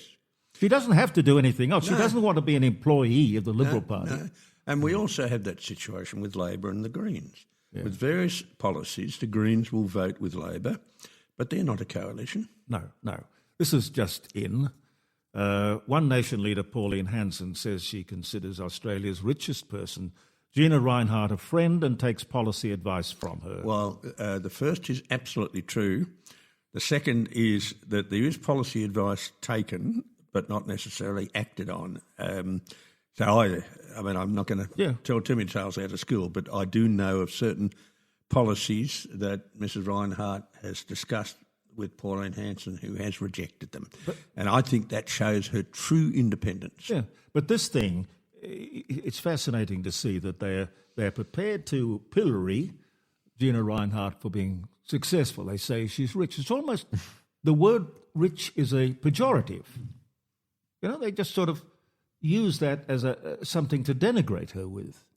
Well, if you've got a choice between being rich and poor, I know what I'd take. Yeah, and also listening to, she doesn't make the point here, but I would say that Pauline Hanson, listening to Gina Rinehart, would make her more, and whether she follows the advice or not, I don't know, but rather than cozying up to Karl Marx, I would think it'd be better to cozy up to Gina Rinehart. Well, Gina started Hancock prospecting after her father died, and she inherited $70 million, which is a very substantial amount of money. But how much debt? $700 million to charming people like President Ceausescu and to the Soviet Union, which her father was trying to set up a steel empire. She had to clean up Hancock, and when the leases for Roy Hill were pegged, and that's our big asset now, that's producing billions of dollars in profit a year, she had to use her CEO's credit card to actually pay the fees on those leases. So she built the thing. It's not like she built it from nothing. She built it herself. She should make more of that. Well, she doesn't make much of her various charitable activities. She doesn't make much of everything. She does quietly behind the scenes. For example, the $200 million that she's put into veterans' homes, she just did it. We employ at last count, it was 251 ex-SAS people who handle infrastructure, who handle logistics, and who handle security. Every person that's in hospital in Western Australia gets a health pack that comes from Gina. Every single employee who might end up with cancer, and Mrs. Reinhardt's mother died of cancer, breast cancer, every person gets helped.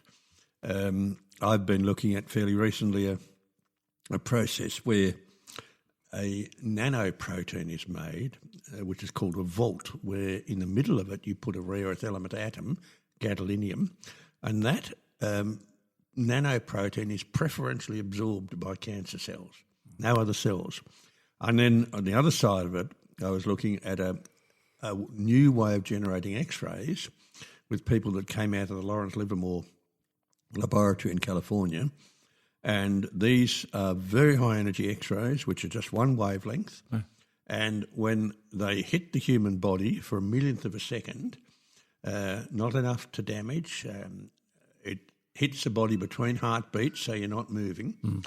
When they hit the body, the gadolinium atoms actually shed electrons.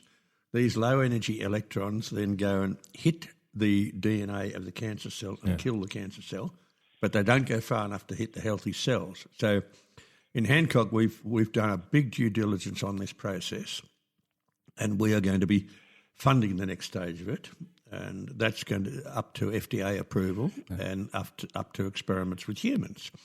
And then if that's successful, we'll put our second 50 million into it and put this in Australian hospitals. You see, I think you should be making a lot more of this stuff. Well, it's the nature of her not to blow her trumpet. Yeah.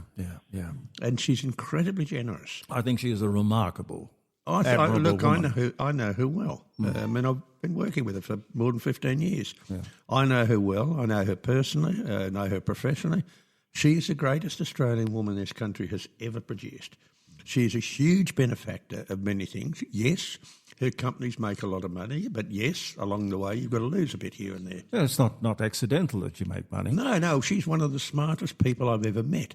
Incredibly intelligent, very hard and very soft at the same time. Can you stay for a while? I can stay for a little while. Okay. Who's on the line? Hi. Good morning. It's John. Hello, Jeremy. John. Whom were you talking about, and who was your guest? Professor Ian Plimer. Professor Ian Plimer, yeah. And the person you were talking about, I'm assuming Gina Reinhardt. Gina Reinhardt, yes. That's what I thought, yeah. Yeah, very smart woman. She has been around for a long time. She's no fool. But the topics I've wanted to raise today, just two of them quickly. There's a senator in the state parliament here, he's One Nation, and he wants an inquiry into the woeful spending of our money on various events that they have going on in this state. He said there's so much waste, it's just unbelievable. Sounds like Corey Bernardi. No, it's not Corey, it's some unusual Carlos. name. Carlos, that's the name. He's the leader of One Nation in South Australia, born and bred in Argentina, came to South Australia, is a chippy, and he's the sort of person you want in Parliament, someone who's worked as a carpenter, who's got real-life experience, who's had to watch his costs all his life, and he comes into the upper house in South Australia and sees the amount of waste that's gone on. No, nobody seems to be accountable, but it's a situation that's been allowed to get the way it is. Well, we did a little exercise just on councils alone. Like, we've got 67 councils in this state. You've got HR departments for those councils, plus your CEOs and your Lord Mayors. Yeah. And it's billions of dollars. Well, try the Arts Council grants that come out every year. Have a look at those. Unbelievable. Yeah. And the other thing I want to raise is the deferral of the council elections in November. They want to get everything right, they reckon, before they have. So they want to defer it until November of the following year. Well, good luck with that. Well, the thing is that apparently it's got to be passed by state parliament. Yeah. And the way I look at it, if they can't get their act together, like it's nearly 4 months before we have the council elections, if they can't get things sorted out in that time, then I feel there's a degree of incompetence there, and maybe we need some new people in there. I think you're right. Stay listening, because I've got a very interesting guest for everybody to meet, Andrew Killey. I think that's for another reason. I think it gives them time to change the electoral boundaries. Quite likely. There's always a method in their madness, I would assume. That's not cynical. I think that's just observant. Andrew Killey is the advertising guru, and I fancy there's going to be some interesting interaction between you two for a little while. Stay with us. I'm in violent agreement.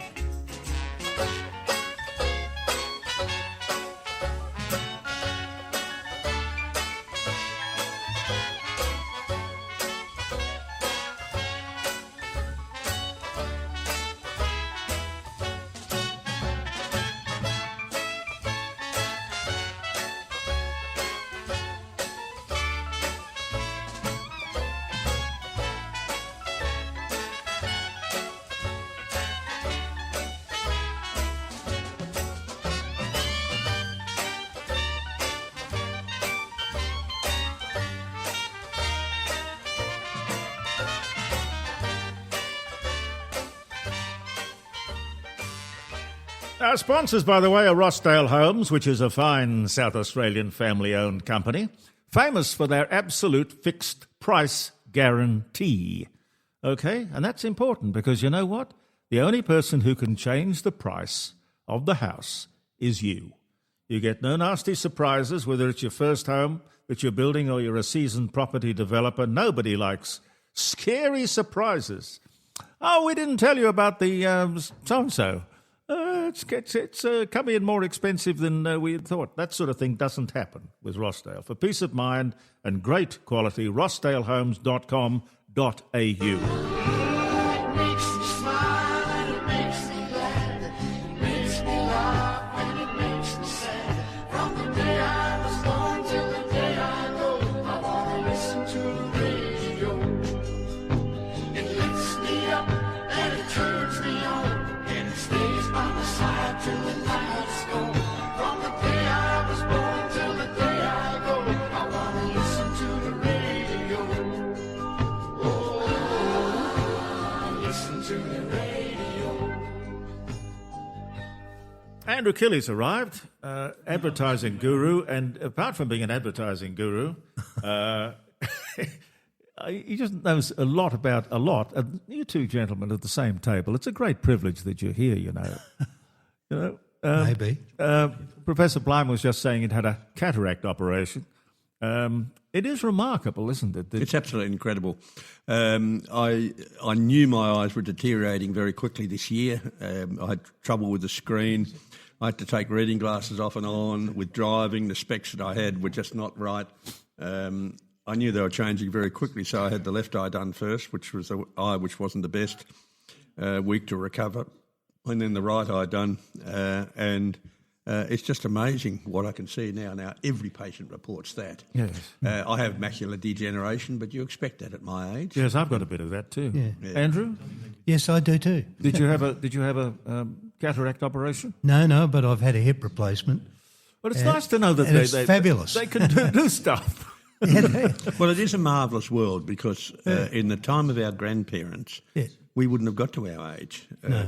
We would have gone out for some reason. My mother was blind, my grandmother was blind. In today's world, they would have been able to see. Yes. It's an incredible world we live in, and what worries me is that it's now become quite a struggle for a very large number of people in the community.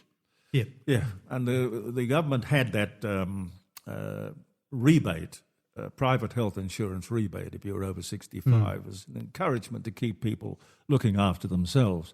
I don't know why government doesn't concentrate more on helping us to be self-sufficient. It's almost like they really want us to be dependent.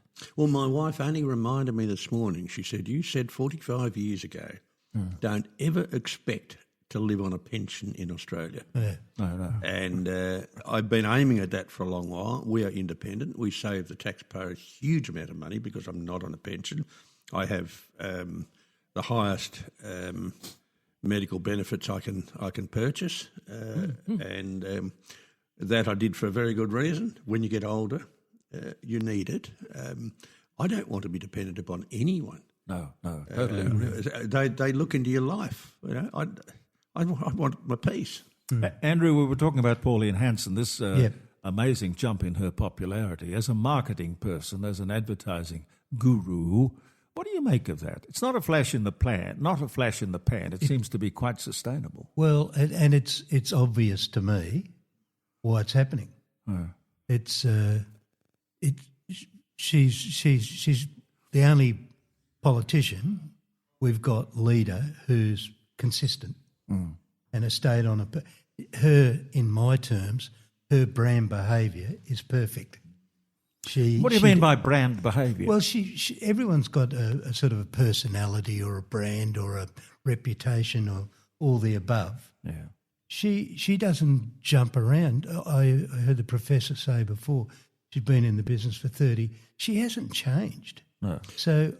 But she's got better at handling dopey reporters like that Channel 9 reporter in Perth. Yeah. I would have bit that girl's head off. What did she say? She was asking why she travelled with Virgin and not in the private jet. Well, the aeroplane that Pauline Hanson has is not a jet. No. I've actually sat in it. It's not a jet. It's a single-engine turboprop. Yeah. The second thing is she asked her a question, did you travel cattle class? I mean, I would have given this woman hell. And she had not done her homework. But you're a marketing man. I mean, fire the liar. What a great line. It's the best slogan. What a great... And I reckon that came from James Ashby, who I know very well. Yeah. He's politically cunning.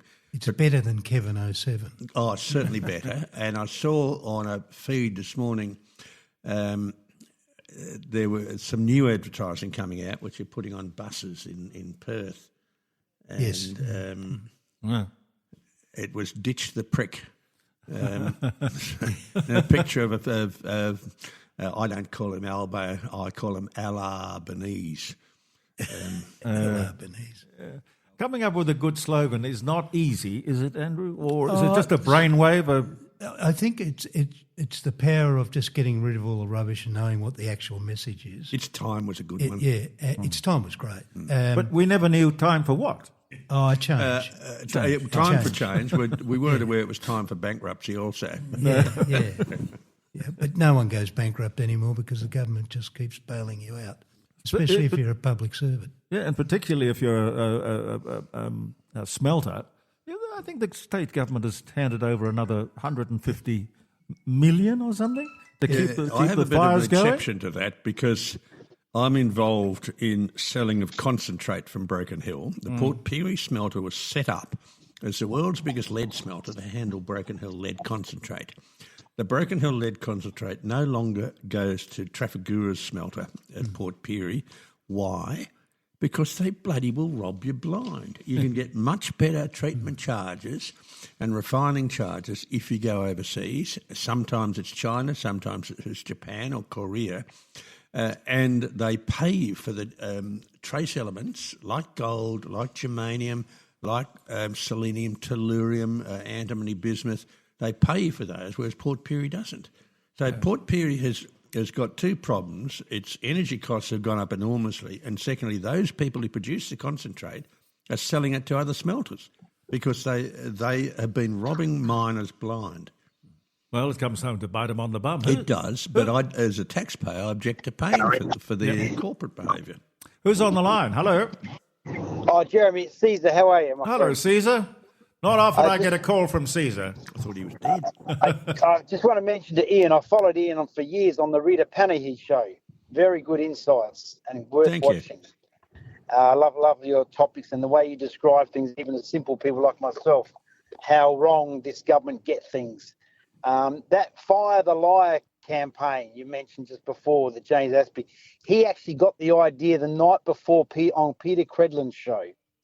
Peter Credlin came up with the line and he ran with it the next day, and he credited Peter Credlin on Ben Fordham's show the next day. Yeah. Well, I know James well. talk with him well. Often I have a drink with him when I see him. He's a very cool cookie, and I think he's the one driving this. He did stand for the state seat of Yeppoon. I think that would be a terrible waste if he was a state politician. He'll probably stand for a federal seat, probably Michelle Landry's seat. She's exposed. And I think that would be wrong. I think for him to be in the back room driving One Nation is far, far better. I think it shows how well organised they are, be back of house now, because people think they're a overnight party success now with what we've seen here in this state. But it just shows when you got your back of house sorted with quality people like that, that is marketing genius at its best, that is. I think so. And I've seen James address meetings. The last time I saw him was at Rockhampton, addressing a meeting of townspeople and cattle farmers. And he just had the meeting out of his hand. I mean, he speaks their language. So he's a huge asset. She trusts him implicitly. She listens to him. And I think the party is going from strength to strength. Mm-hmm. But I'm pleased to watch Rita Panahy's show. I enjoy doing Rita. I'm doing next week in Melbourne. I think she's demanded I take her out to dinner on Monday night. There's nothing wrong with that. I'll take her out. No, look, she's a top journalist, that one. She's a superb, very entertaining person, very, very fired up because she was born in Arkansas. Her parents then moved back to Iran. And as a young child at school, she had to chant death to America. Eventually they realised that was too much and they spent time in various refugee camps before they came to Melbourne. She did an economics degree in Melbourne, has now got her own Sky TV show every night, plus Sunday morning with Outsiders. That's a great success story. She writes for the Herald Sun. A great success story, and these are the sort of immigrants we want. Thanks, Caesar. Professor Plimer is with us, and Andrew Killey from Killey, Willie and Punchin. No. Killey, Withy and Punchin, yeah. And they've changed it to KWP. Did you agree with that? Yes, because no one. It was described as the name that sounded like a Dickensian law firm, and the courier drivers changed it for us because they started saying we're going to drop this off at KWP, and then everyone else started saying it like went along with it, like Fire the Liar, and we just said, well, let's not go against the tide. Did you have a slogan?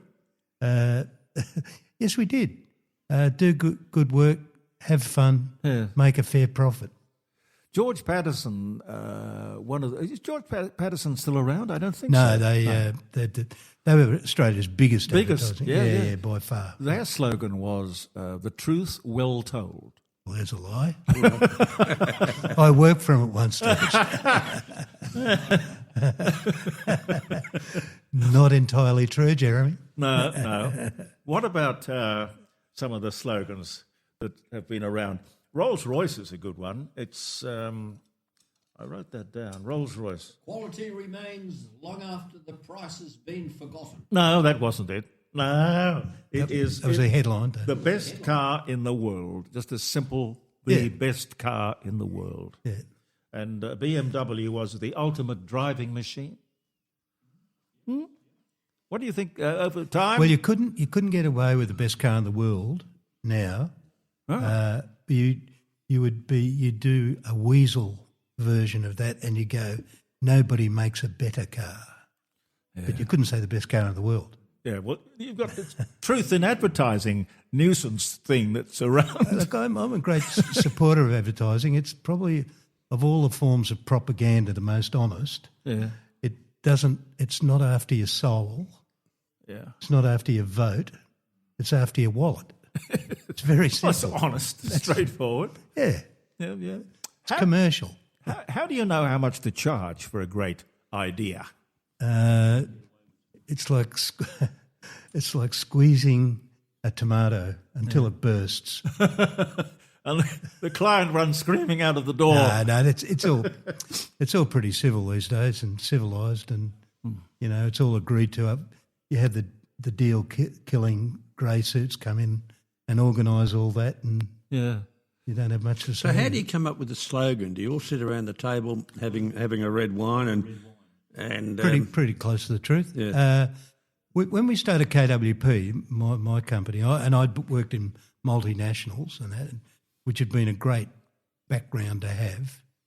I started with another man who was a creative director too, and we had a thing that if we had a seriously good opportunity with the campaign, we'd go to lunch, have a bottle of wine, finish at 8 o'clock at night. Well, yes. That was before Keating, though, surely. No, but even when the great one did what he did, we still did it.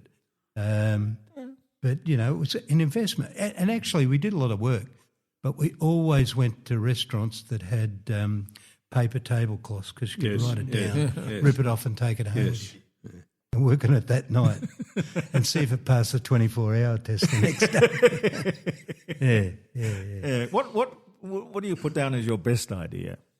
Oh, we were blessed at KWP when we started. We ended up with the cream of South Australian brands, most of which a lot of them don't exist anymore. Yeah, sad. But we had South Australian Tourism Commission, we had Cooper's Brewery, we had Yalumba Wines, thank you Jesus.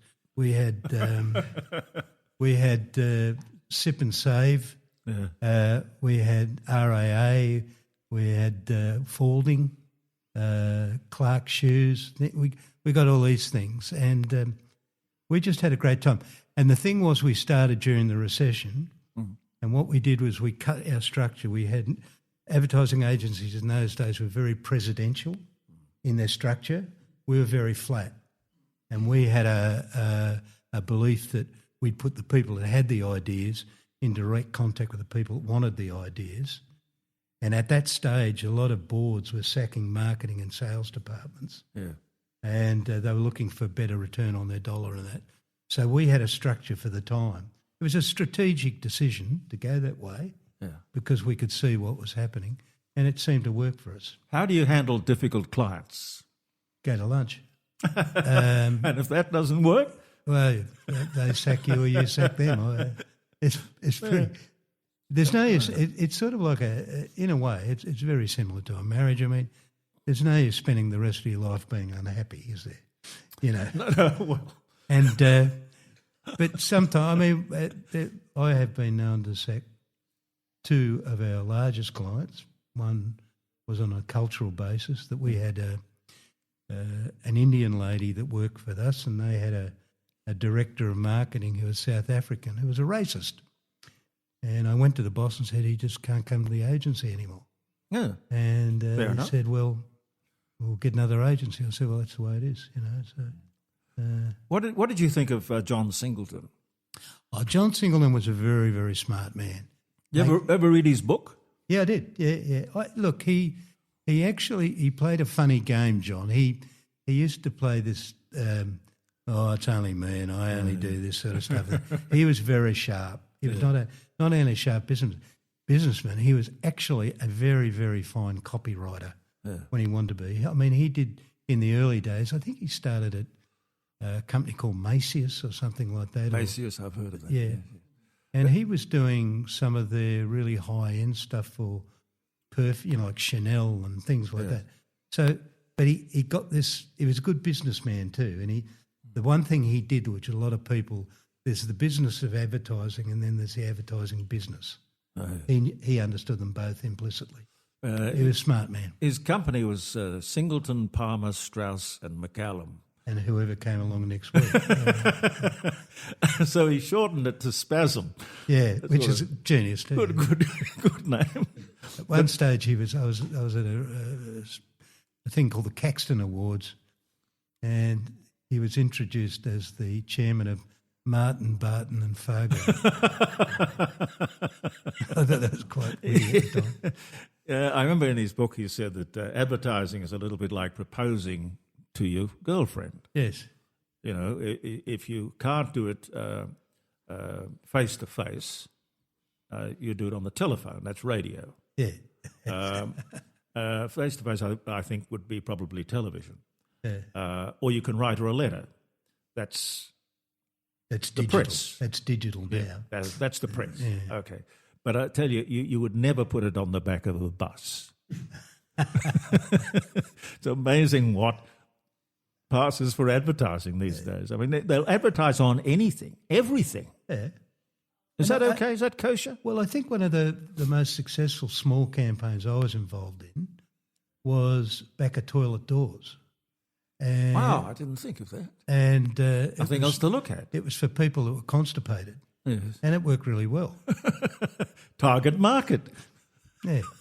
Get them where they live. where they sit. Good fun. Some of the other slogans down through the ages. Pex paste goes such a long way, yes. Remember that? Yes. There was put a tiger in your tank. I don't think that stuff's around anymore, is it? Amico. Put a tiger in your Some tank. of them don't travel all that well, some of the slogans. There was Gillette famously in Australia had a new blade that came out, and they were begged and warned about using the slogan that was de rigueur in the United States. Yeah. And their slogan was, "It shaves better because it's got lubricating." Yeah. And the agency said, no, that means a different thing here. Yeah. And the bullfeds from America said, well, that's it. It's a global brand and it's going to go global. Yeah. And, of course, all hell broke loose, as you can imagine. Yeah. What about Not Happy, Jan? That's fabulous. Yeah. But, of course, no yellow pages now, so it doesn't really matter, does it? No, but at the time, I think what it did, it made Yellow Pages sort of very approachable and likeable, and it was never the slogan for them. It was just a line in an ad that became bigger than the ad. Yes. Yeah. And it was an ad lib. The actor who did that, they were trying to get her to do something when the woman ran across the car yard sort of thing, and they wanted something to, like, for her to yell at her. Yes. And she came up with it, Not Happy Jan. That's inspired. Mm-hmm. That's brilliant. Well, yeah. Good actors are good actors. Yes. Yeah. What do you think, though, about actors, people who are paid basically to read a line? They do more than read a line. But you've got a fake sincerity, haven't you? Yeah, but that's acting. Yeah, I suppose. Or being a Prime Minister. Yeah. Or both. Although I remember I was at Channel 10 at the time, and Paul Hamlin. Now, I don't know what happened to that publishing company, but Paul Hamlin was big. Yeah. And he decided that because he'd come up the hard way, and back in those days, to get an encyclopedia was incredibly expensive. It was something that your parents would sacrifice to get you an encyclopedia. So he wanted to have a simple encyclopedia that people could put together a week at a time or months at a time. And he had a speech impediment.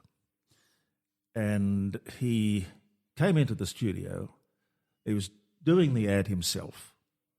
And it was on the basis that I wouldn't hire anybody. Oh, yes, you can get that young man there. He can do the tag on the end. That was me. I did the tag on the end. But he said, it's mine. I believe in it. I can't ever expect anybody to be able to sell this as well as I can. Anyway, he stood there in front of the camera, a curtain behind him, no set, nothing particularly inspiring. And he, off the top of his head, he started talking about this new publication of his, and with the speech impediment and stumbling over words, and suffices to say it was a mess. And he got to the end of it, and the director sort of came down and, how do I do this? How do I tell him, you can't do this? And so he basically said, look, Paul, could we do another take? And Paul said, well, show me this one. So we all sat around and watched this, and the director had a certain idea as to how it should look in the end, and Paul Hamlin said, "That's perfect. No, that's exactly what I want." Exactly. And it turned out to be a hugely successful campaign. Yeah. It was real. People liked the idea of a genuine, Well, warts and all. isn't that what we see with Pauline Hanson? She stumbles over words. Yeah. And she's just an ordinary person. She's not polished with a great team behind her saying, no, you can't do this. And if she puts the emphasis on the wrong syllable, fine. With her, there's no wrong syllable. She's basically saying she's human. Yeah, and very successful and headed for even greater success. We'll take the pips, ladies and gentlemen.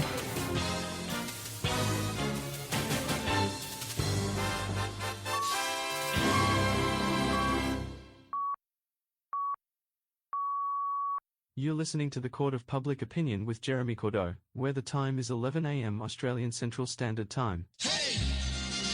What's the weather for the weekend gonna be? Will it be hot, cold, rain, snow?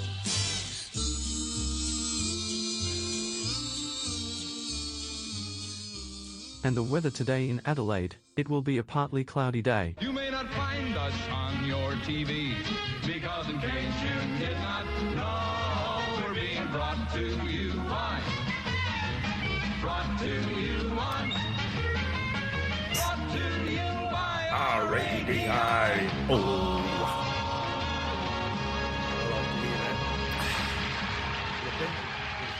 Professor Plimer is leaving the room, ladies and gentlemen, and Andrew Killey is still with us. Thank you for coming, Andrew. Now, from being an advertising guru, you're now a playwright. Well, I'm trying to do that. Can I ask why? Look, yes, you can. You wanted to be a playwright for some time. No, perhaps. I haven't. I go to the dawn service most years, and I live in Norwood, as you know. Yes. Why do you go to the dawn service? Well, I had a father and a grandfather. Grandfather was served in Gallipoli and the Middle East, and my father New Guinea and Darwin and that. So it was sort of part of our growing up. Dawn services, the boys put on their school uniforms and you went to the dawn service. Yeah. With your father or your grandfather if they were both there. Yes, with great respect. Yes. Yeah. Oh, yeah. And it was, I've sort of kept going, and I believe in it as our sort of national holy day for me. Anyhow, the dawn service I go to is a suburban dawn service in a suburb called Norwood in the city of Adelaide. Mm. And there's an MC there who runs it, and I'm not being disrespectful, but he's sort of like Russell Coight meets Sir Les Patterson in a way. And he's a really, really well-meaning guy, and he's been doing the dawn service for yonks, certainly since I've been going there. And things go wrong. Like every time he picks up a microphone, it feeds back. Things like this, and he gets his notes out of order and blah, blah, blah, blah, blah. Anyhow, one of these dawn services it was going pretty much as you'd expect it to go. The odd thing. The mayor, the local mayor, got up and he did a really, really interesting speech for me. Yeah. And it was he took the young men who signed up from the Norwood area during the First World War, a group of them, and he'd done his research, or someone had done the research, which streets they came from. That none of them survived, and he went through it. And so suddenly I had this thing happening with the MC, but when the mayor went through these young men who gave up their life in Gallipoli, most in Gallipoli, I started thinking about that it made the war that happened 100 and something years ago really local. Mm. You couldn't escape it. And if you walk around any suburban part of Adelaide or anywhere in Australia for that matter, there's cenotaphs and there's statues and so forth and so on. Cannons and... Yeah. But this really localised it, and there was one guy he spoke about was a young man called, I've got to look, Norman Self. Yes. And he was a local boy who enlisted to go to World War One, and he was killed 20 days before his 20th birthday. And I went, that's astonishing. So I don't know it, and no, there was no wine involved. Not then, maybe later. Mm-hmm. So I had the thought that maybe there was some sort of story in the MC and why he's like he is and why he does it. Yes. And the ghost sort of Yes. being there. He goes to the dawn service every year, but no one sees him. And Right. And that. But the audience would see him. Oh, the audience will see him. Yeah. And that. So the synopsis I put together was two men living in two different universes, both seeking purpose and recognition, and how unwittingly they help each other achieve that. Yeah. Like one doesn't know the other's there, sort of thing. And that. Yes. And the young man who died 20 days before his 20th birthday, he, like any ghost, they move around in the nether world. They can't go up or down or sort of have resolution because they're being haunted by something. Mm. And he is haunted by the fact he never got to have his 21st birthday. He never, and there was a girl he loved, and he never got to have kids with her. He never got to play footy with the local footy team. And so he turns up every year, has turned up every year at the dawn service, hoping to be seen or recognised or something. Yeah, and then on the other hand, the MC, I couldn't just make him just a fool. He's not a fool. He's a good man. He's a veteran of Vietnam. Right. And as it turns out, without giving the story away, but the reason he does it is that he went to Vietnam with his brother, and he comes back, his brother, who was severely damaged by Vietnam, as some of us were, and he commits suicide. So that never leaves him. He does it for his brother. And so there's these two men, one's a young boy still, although a ghost, and this older man who's probably my age. They're both haunted by something that happened to them. One got killed and one lost his brother. And so that was the basis of the idea, and using the mayor's intel for the historical fact. And so I then went on to give the MC a wife. Right. Her name's Kath, Ted and Kath. And she's a smart, no-nonsense sort of woman with a dry sense of humour. She probably ran the local library or something. And we've got the mayor. It's a very small cast. There's the MC's wife, the mayor, the ghost, and a family of three. And the family of three is a husband and a wife. They'd be in their mid-50s. Yep. And his mother's there. His mother comes along. Her name's Glad, typical of the era. And she's got a walker with an Australian flag on it and that. And she's hard of hearing. So she can't hear what's being said, and she mishears what's being said. So there's humour, there's satire, there's a bit of pathos in it. But I was really careful not to disrespect the occasion, because that'd be the last thing I'd do. Well, I see you've rounded out and yeah. But we are Australians, and we can have a laugh. Yeah, we don't mock ourselves, but we can. We know when to take ourselves seriously. For example, when at one stage, and this actually happened, when the MC was doing something at the corner, and you know where it is. It's the corner of Osmond Terrace. Yes. And the parade. A guy was over the other side at the restaurant there, and at the minute's silence, he started a leaf blower. And I mean, the irony of that, the humour of that. Yes, yes. And then the MC, I've changed the name of the restaurant and that to protect the not so innocent. Yeah. And but the MC goes off his head. Yes. Every year it happens, 25th of April. What don't you know about that 25th? And then it's going in the background. And then, so there's things like that happen. And, he mispronounces everyone's names, the dignitaries. And the thing about Nord is most of the dignitaries are Italian. So he buggers their names up all the time. Anyhow, that's sort of the high or low points of it, depending on your point of view. But I look like I might. There's a one-act play festival every June in Adelaide, and there's 3 amateur theatres. One St Jude's Players down at Brighton and that. Yeah. And they've demonstrated some interest in it. So, have you got a director? Yes, I do. And in fact, someone that'd be known to a son of yours who's a bit of an actor, as I know. Yes. Rosie Orst. Yes, yes. And she's a very, very good director. And I'm actually a bit interested in casting a certain Christopher Cordeaux as maybe a ghost. Yes, he'd love to do it.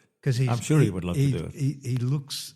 He's such a tall, slender young man, and he just looks the part. He'd be great. And that's a possibility. Yeah. And I've seen him do Hamlet and all sorts of things. And he what was it? Romeo and Juliet. Romeo and Juliet. Do you remember Shakespeare? And there was, I was away that day.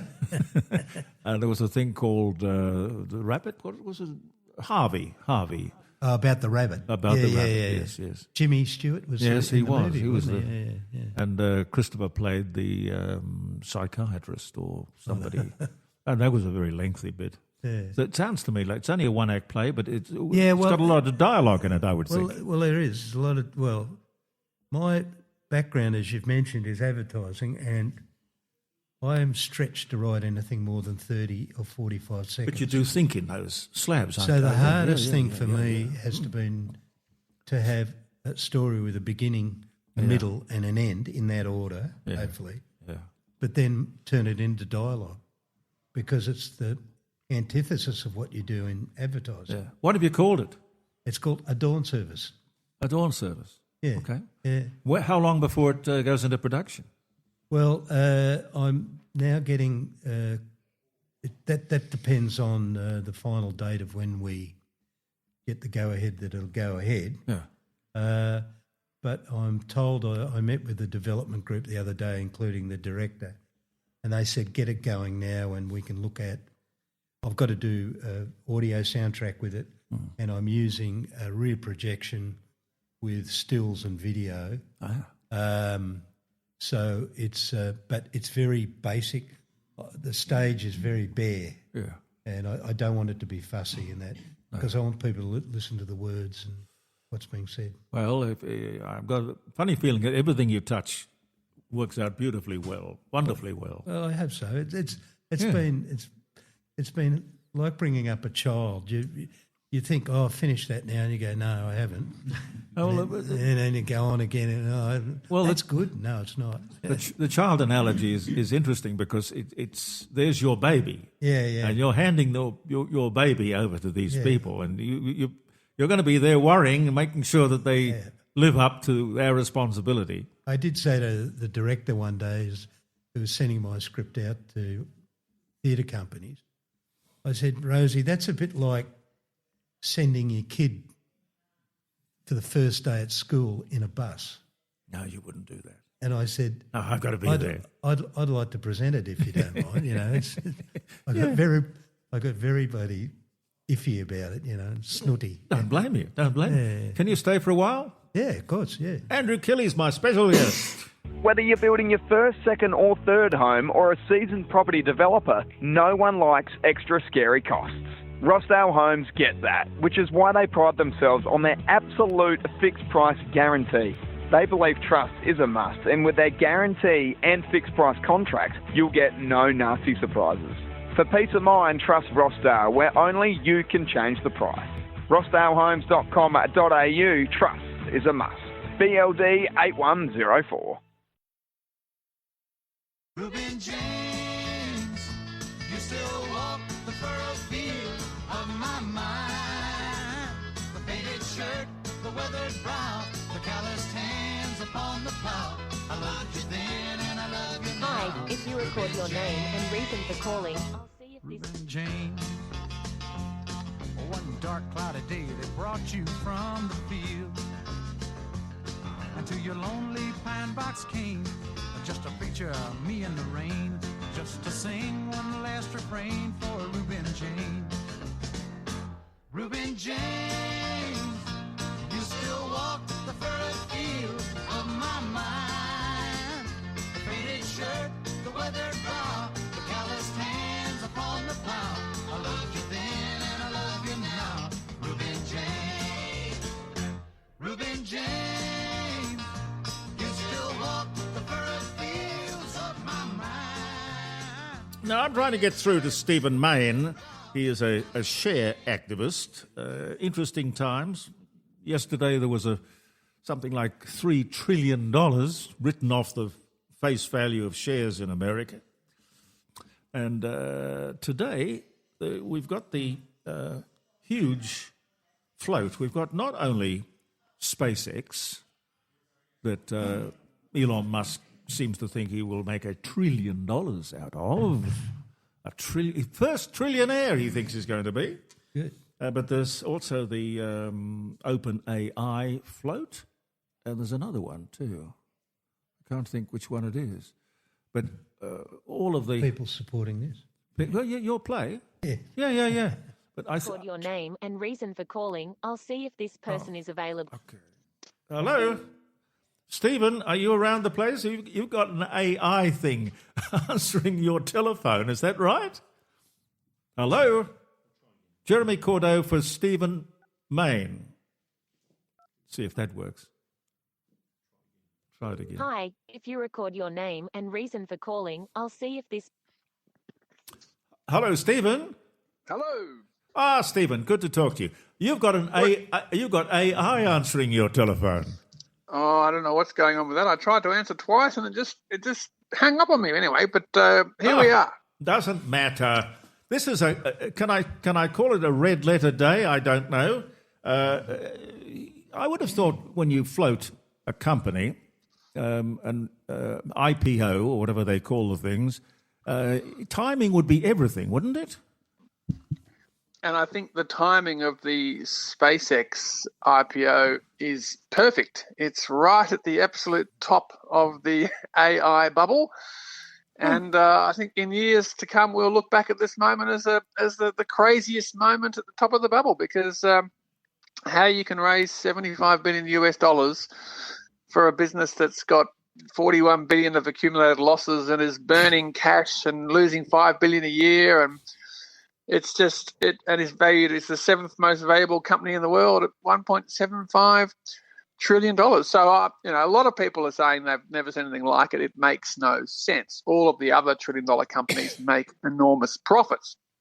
This one makes enormous losses. But Elon Musk's ability to sell a vision, sell a dream, has Tesla shares valued at more than all other motor car companies combined, even though it doesn't make that much money, but it's all about, robotics and autonomous cars and all this sort of stuff that he talks. And colonizing Mars and everything else is backing this valuation at $1.75 trillion. Well, we have one of the great marketing and advertising gurus in the world at this table at the moment, Andrew Killey. What do you make of that, Andrew? You've got a company that is not making any money. I don't know about losing money, but it's not making any money, yet people are going to scramble to get a piece of it. I wish they were around when I was starting up. It would have been handy. I don't get it. No, it goes against everything I've been taught about, funding and all that sort of thing. But I'm a simple country copywriter, so... Yes, of course you are. But Elon Musk seems to have he seems to have been blessed. Yeah, he can do no wrong. Yeah, and he's got this great persona about him, doesn't he? Would he make a good presenter? Well, he'd only do it for himself, and he does do that. He does a good job. I suppose he does. Yeah, but Stephen, with that crash yesterday, won't that affect people's confidence in the whole thing? Well, it sort of all got reversed today. So our market today is now up over 100 points after Wall Street recovered like 900 points. So Wall Street was down 900 and now up 900. And yes, it did have a big bump. The NASDAQ was down like 4% last Friday. But so there's been a few wobbles, like, people are starting to say this is a bit crazy. Google came out and raised $80 billion and people are going, what? Since if everything's great, what's Google doing raising $80 billion? And then there was talk that Facebook was going to raise $40 billion but look, right now, overnight it went up. So I think that when the SpaceX shares come on tomorrow, or tonight, our time, I should say, it might do okay. It might trade above the 135, but the real test will be in sort of 6 to 12 months' time when all the insiders are allowed to sell their shares. And when they keep reporting massive losses and then you see insiders selling billions of dollars worth of shares to cash in, that's where I think it'll be trading at less than half the $135 offer price. I mean, they raised money 12 months ago at a valuation of $800 billion. And then how's the thing more than doubled in 12 months? I mean, they're just selling it to millions of retail shareholders. I mean, 30,000 CommSec customers have taken this up. I was amazed that ASIC even approved the prospectus, let alone CommSec emailing their 3 million customers. Sober old CommSec, owned by the Commonwealth Bank. I mean, this is how powerful they are. Normally calm, sensible operators like ASIC and CommSec are just rolling out the red carpet because Elon Musk is so powerful and this transaction is so large, he can get away with stuff that no one else can get away with. So people are not buying so much the shares, they're buying him. Or Blue Sky, or... Yeah, they are. Well, he sells a big Blue Sky story. He literally his bonus rises if he can get 1 million people living on Mars. So that literally is in the document. There's all these pictures of rockets. Like total addressable market is $30 trillion. It's just a work of fiction. The prospectus, but because he has lowered the cost of launching rockets by 95%. I mean, introducing the concept of reusable rockets means that he's the number one rocket launcher all over the world. And this has opened up all sorts of opportunities in space. And the Starlink business, he's got more than 9,000 satellites up there. And he's got the Starlink business would be worth, $300 billion. It's offering internet to people in remote places in 160 countries. I mean, it's an incredible business. The Tesla car is an incredible car. Everyone thought the US motor industry was stuffed. It was all going to China and offshore. And all of a sudden, the Tesla's worth more than all the other cars combined. So he's got a better track record than anyone else. And he talks a big game. And he's a rich guy. He's the richest guy in the world. He'll be a trillionaire on paper tomorrow when the thing closes. So he's got a scoreboard where he is incredible. He is the most successful entrepreneur and creator. And then when he makes claims, people believe it. And so far, he has been able to deliver on much of it. Investors in Tesla have made a fortune. But I just think he jumped the shark on this one, saying that on the first day it's a public company, it's the 7th most valuable company in the world. I mean, he should have floated this thing much more modestly because it's going to be impossible to sustain. Yeah. Is it like the tulip business back in the 1700s where people just simply believed that a tulip bulb was the best investment you could lay your hands on? It is, yeah. Look, I think it is a bubble. I mean, it's like when the peak of the railways bubble in the US, the railway stocks were 60% of the stock market in the US. Now, at the moment, the AI stocks have got to 40% of the market, the top 10 AI stocks before you add in SpaceX. So, but look, the likes of NVIDIA are making a fortune, and the chip makers, they're enjoying profit margins of like 70%. So it is. There's a bubble in chips, but I don't think it's. And you've got all the traditional big tech like Microsoft and Google who just have great tech businesses in internet search and Windows 95 and all that sort of stuff. So there's great big profitable companies, the best we've ever seen, funding this boom and buying all the chips, building all the data centers. So it is sort of real to a degree, but it's not sustainable overall. And the SpaceX element of it is just a disaster. I mean, SpaceX is competing in the AI space, yet they're miles behind all the other players in AI.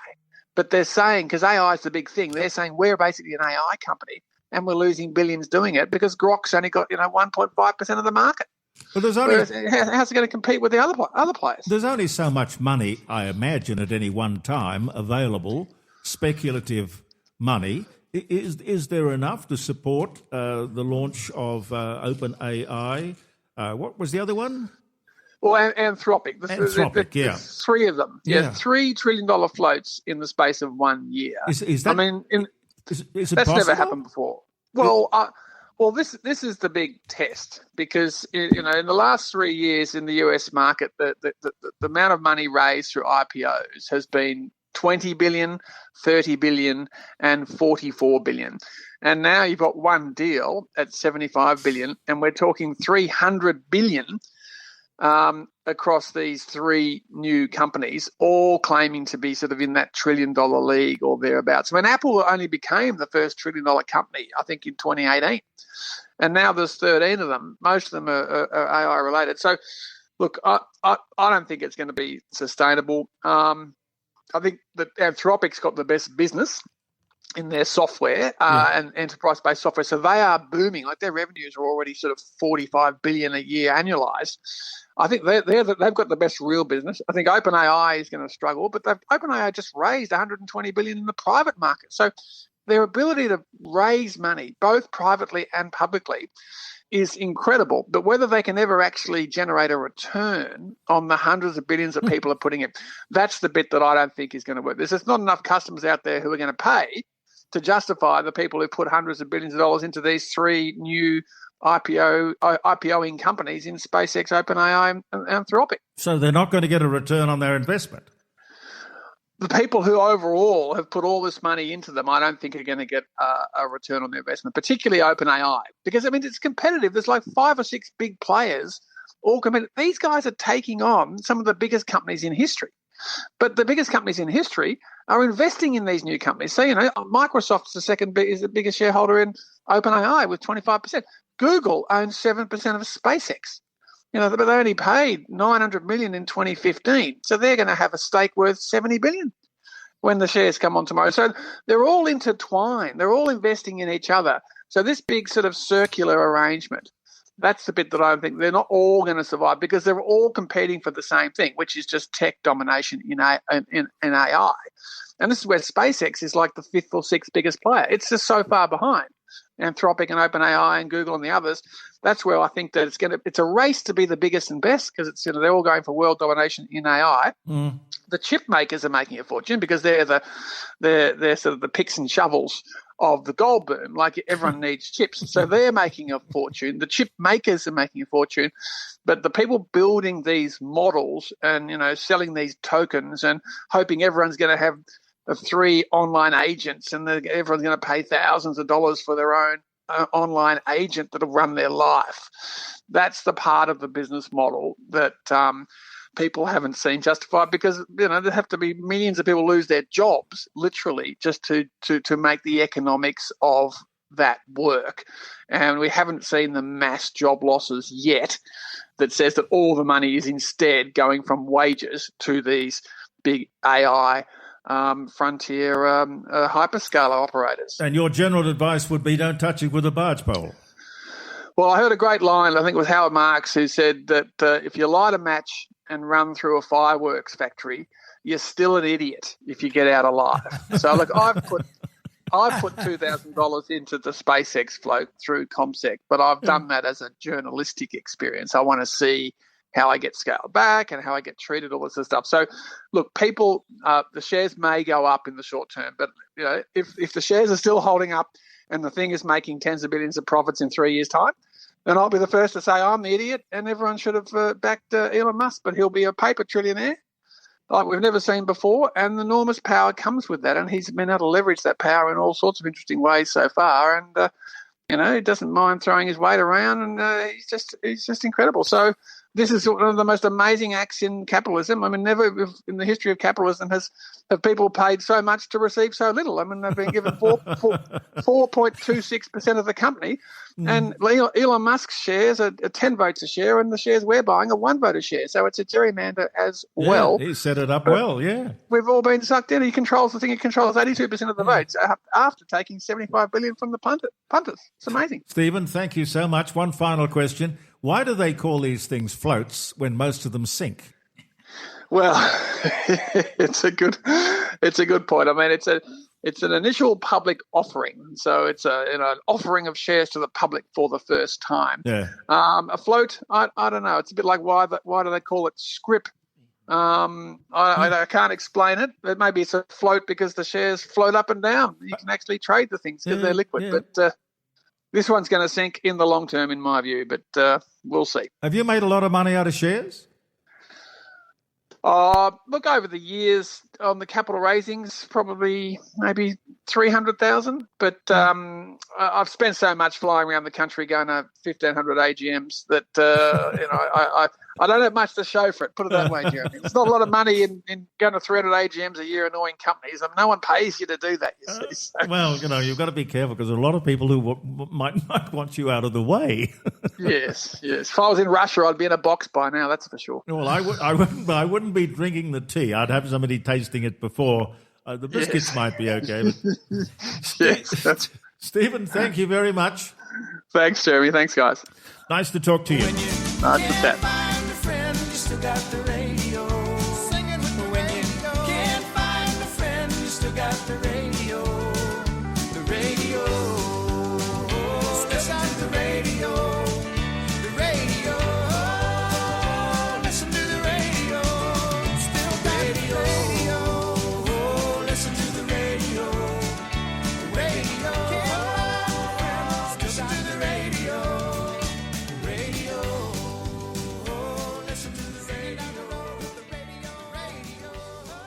Andrew Killey's going, and I was just about to get you a glass of wine. Oh, bugger, he says. And John Ovenden has arrived as well. I want to do this because I think it's really important, and it's a nice little accolade for South Australia. Natalie Cleghorn. You will meet in just a minute. Natalie Cleghorn, head winemaker. Now look at this list of... Hello, Natalie speaking. Natalie, hi, it's Jeremy Cordeaux here in the Court of Jeremy. Public Opinion from around the dining room table. How are you? Yeah, I'm very well. I just wanted to ring and congratulate you on, what is it, the best wine in the world? Not quite. The best Shiraz at the International Wine Competition that's held in London. The best Shiraz. Yeah, so we took out 4 trophies, Jeremy. We took out Best International Syrah, so the best Shiraz in the world, according to this particular wine show. We took out Best Australian Red. We took out Best South Australian Red, and we took out Best McLaren Vale Shiraz. Now, tell me about your winery. I don't know much about it. Okay, so Beresford Estate is in McLaren Vale. It's about a 70-acre vineyard that we have a lovely tasting pavilion and some lovely luxury accommodation. We have a beautiful wedding and event space, and we also have a lovely restaurant perched up above the hill, overlooking vineyards. And if you look to your left, you can see the ocean. Now, your wine, it says here, is $25 a bottle, and That's correct. And you have been beating the Penfolds and the other brands with bottles they sell for over $100. That's correct, although different classes, Jeremy. So we were up against the other Shirazes in the world and around Australia. So Penfolds, I don't know if they have a straight Shiraz that they would have entered in that particular show, but no, we have definitely punched well above our weight, and I am very humbled and we're very excited. You should be very, very proud. What's the secret? Well, good vineyards. first and foremost. So that particular wine is a combination of our own vineyards at McLaren Vale and a couple of selected long-term growers for us who have lovely little parcels of fruit that we have the benefit or the privilege of taking and making some great wine from. I'm just looking at the story. Judges fell in love with the rich, medium-bodied wine, praising it as perfumed and lifted. What's that mean? Lifted. Lifted is an aromatic term, so jumps out of the glass. Yep. Oh, jumps out. I've had that. I've had that experience. Lifted. I've not seen that word before. With notes of blueberry and plum alongside subtle floral aromatics and warm spice. It's almost poetry. It is, isn't it? It's it? very wax and lyrical, this whole winemaking gig and describing wines. How long have you been a winemaker? I have been in the wine industry for 27 years and been making wine since 2006. How do you do it? How do I do it? Well, I mean, the first thing you got to get right, Jeremy, is the right fruit. So I've been very lucky over my career. I've had some fantastic vineyards to get fruit from. I've had some fantastic growers. And then I guess I look at it as my job is just not to stuff up what the viticulturists and the growers have done and make sure that I look after their very well tended for and lovely fruit when it comes into the winery. Well, if I was a winemaker, I'd be in serious trouble because I would have drunk it all before there was enough to bottle. A sip there. And must try this one. It could be a problem if you do get over that, Jeremy. Trust me. You really think so? Yeah, definitely. Okay. I believe you've got some connection with number 2 old coach from where we broadcast around the dining room table. That's a small world. Yes, it's a bit of a stretch, but yes, my partner, I believe, was the previous owner of the house that you're currently recording this podcast in. Yes. Yes, I can't remember how long ago that was. Time flies. It certainly doesn't drag at my age. It's strange, you know. There are just so many bottles we can drink in a lifetime, and I'm looking I'm looking down the barrel at the end of the barrel, and I'm thinking, God, it's not fair. No, I should be starting too much wine, not enough time. Yeah. Yes, that's true. That's true. Well, how are you going to celebrate this wonderful win? Oh, look, we've as a group of the winemakers and the guys in the cellar and the viticulturists and the sales team and the guys even down to the bottling line, we're all giving ourselves a little pat on the back because the international wine competition is. There's a lot of wines. There's 40 plus countries there, Jeremy. There's 500 judges all up. And the thing that's really humbling is that all of the wines are judged blind the entire way. So for a wine to stand up to go from first being judged all the way through to trophies, it means that wine is particularly strong and it's not based on who you are. It's about the wine in the glass. And that's for me a true indication to really good wine because there's no preconceived ideas about, is it a Burgundy? Is it a Bordeaux? Is it from Spain? Is it from Australia? Is it a Penfolds? Is it somebody else? It's just a wine in the glass.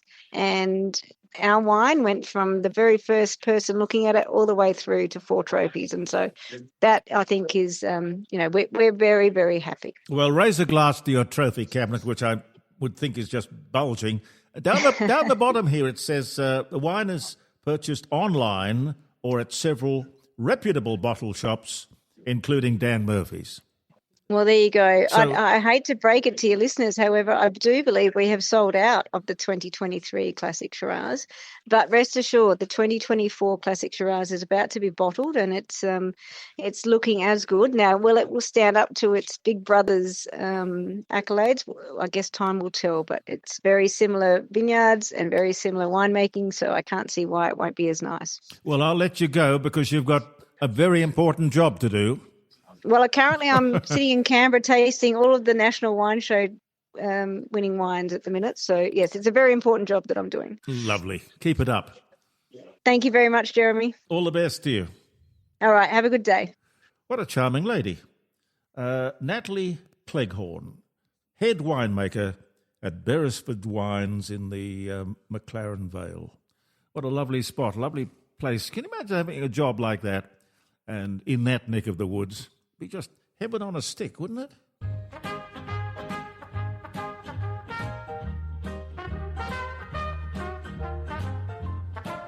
John Ovenden is up next. Stay with us.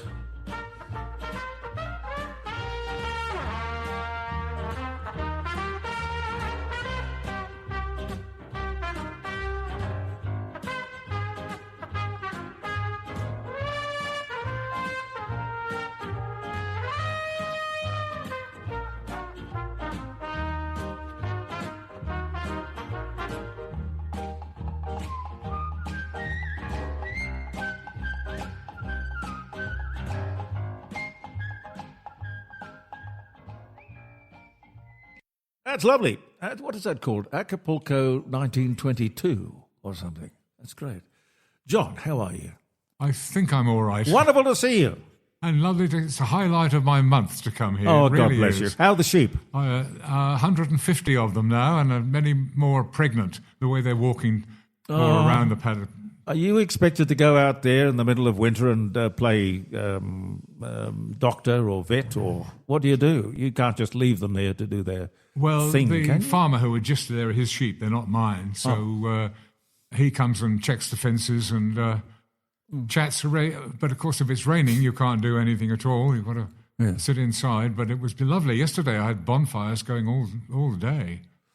Yeah, well, you can at this time of the year, I guess. Yeah. Yes, but the weather forecast is different from the one that's forecast for Adelaide, so it's much better to go out and look up at the sky and make your own decision. Well, it's more immediate, isn't it? Yes. And possibly more accurate. Right. All I didn't do was throw the spuds in for dinner, but we'll do that next time, my neighbour and I. Yeah. Do you have lamb a lot? Do I what, sorry? Do you have lamb in the kitchen a lot? No, I don't. No, I don't. I've more respect, I think. Yeah. But they stand and stare at me, rather like people in the ABC used to. You know, just stare. So I wave. I wave and laugh at them, and they still stay. They say, "Look at this idiot here. You know, doesn't know what he's doing." Do you have a sheepdog? No, I don't. No. They don't need rounding up, in other words. They round themselves up. I mean, excellent. They're so fast. 1 minute they're outside in the paddock, and the next minute they're gone. But they're going to mow the lawn for me next week, okay? So I don't have to do it. So that's. Is there a hierarchy? You know, yes, chief, there is. Chief. When they chief change sheep. paddocks, they wait for the leader to lead in to make sure it's safe to go in. Oh. So they all queue up, as it were. Is it a male by or the a female gate. who's the leader? I haven't worked it out yet. You know, I need binoculars, I think, to get close. Well, the girls wear a dress and the boys wear pants. Well, the boys are having a lovely time because every sheep I seem to see is pregnant. So they've been having a terrific time the last couple of months. Well, you should be out there chaperoning them, I think. Oh, yeah, well, it keeps me out of mischief, I think. And them in mischief. Yeah, there's always lots to do, but at the moment I can't drive a car after having pranged my car when I just blacked out at the side of the road and went into a tree and wrote the car off. But you're okay. That's the most important thing. The ambulance people got me out, took me to Mount Barker Hospital, and I was there for 4.5 hours, and they couldn't find anything wrong. No. Nor could the specialist, and so hopefully I get my licence back in 6 weeks' time. Yeah, and but then it's I can start obligatory. to It's a move. strange sort of obligation that if you pass out, you faint.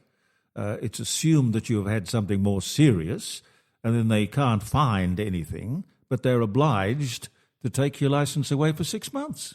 Yeah, it was a bit, yeah. On the basis of I don't know what evidence that... I was stone cold sober, middle of the day. I wasn't speeding. I got a seatbelt on, and the car had just been serviced. And it happened. And the police just shook their heads as to what it was called. I've had no repercussions or anything since, so it's probably taught me that when I do get my licence back, I'll even slow down even more because the police are everywhere at the moment with radar traps and things. Yes. They were even in Hahndorf and Verdun, I think, yesterday. You know, of just the village. It's only just the school there, practically. Yes. And they were there keeping an eye. So it's a lesson to us all is to drive slowly and carefully these days now. Well, you have Much to do more. that absolutely everywhere. I'm not frustrated, but I'm aware that the cards are stacked against us, the driver, yes, the car owner. You go through there's one just down there and there's one over there. And if you haven't read the sign, you're not familiar with the sign, if you're driving through unfamiliar territory, you don't read these signs and they're too complicated to take in at one glance. Yes. That, you can go at 50, but during school hours, on school days, you have to do 40 or sometimes 25. But, you don't actually... Less if the lights are flashing. Oh, yes, that's 15 or something, isn't Then it? you have to get out with a red flag. Yeah, something like that. But it's not fair because you're not representing a problem. It's just that you haven't been distracted to the point where you've read the sign and digested the fine and then worked out whether it's pick-up time or drop-off time and school holiday time, and you work all of that out, then you decide whether you've broken the speed limit or not. Yeah, it's rather like trying to read the captions on television news that go up, or somebody's speech, a Trump speech. Far too quick, yes. Yeah, you only read a third of it, and it's gone. And then the other thing on television is that you get all of these disclaimers, additional information which apparently is complying with some sort of law. And, small print. And there's no way in the world you could read what's on the bottom of the screen. No. Too tiny, absolutely tiny. Even if they left it there for the duration of the ad, you couldn't read it. Well, I'm amazed at the things I have missed all the time driving into town. And now I'm a passenger with my neighbour, a wonderful friend, and I can look out of the window and see now all these buildings that have just driven past. Yes. Because my eyes are focused on the road, obviously. Well, it's a joke when you look at modern cars, the old-fashioned cars. Because Gary and I are old-fashioned. We like old-fashioned cars.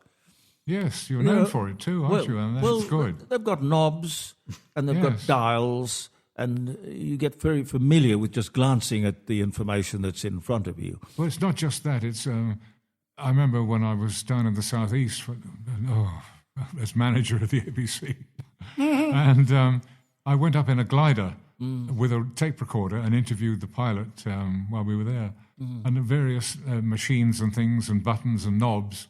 And I said, pointing to the joystick, "What's this thing between my legs?" And the pilot now said, you ask. Now the pilot said, "Well, if you don't know now, John, you never will."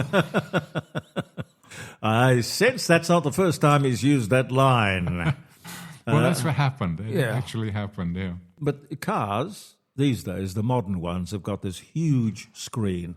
And Gary, I swear the screens are getting bigger and bigger and You bigger. are absolutely right, Jeremy. How can they jump on people who have got a telephone in the car when there's a TV set right in front of you all the time? Yeah, and the information is there and it's constantly changing. You'd have to ask yourself, well, my God, this is stuff I might be important to notice, to read, to take notice of. So it's a total distraction. I don't see how a phone can be a distraction, and that screen can't be. You're talking about big screens in cars? Yeah, big screens in cars. Oh, look, the car I just got, it's very complicated. It's got screens everywhere, information everywhere. It's actually a distraction. Of course it's a distraction. Yeah. But it's a legal one. It's ridiculous. Yeah, I don't. It's all far too complicated. I don't get it. But I got the new boiler jug to work, which was a huge improvement. A boiler jug? A boiler jug. Not in the car. Not in the car, no. No. But I pressed all the right buttons at the right time and it worked. Okay. You know, I'm absolutely... Genius. My children will be very impressed when I tell them. Well, I've got a story here which says we should be really very afraid of our... Where is it now?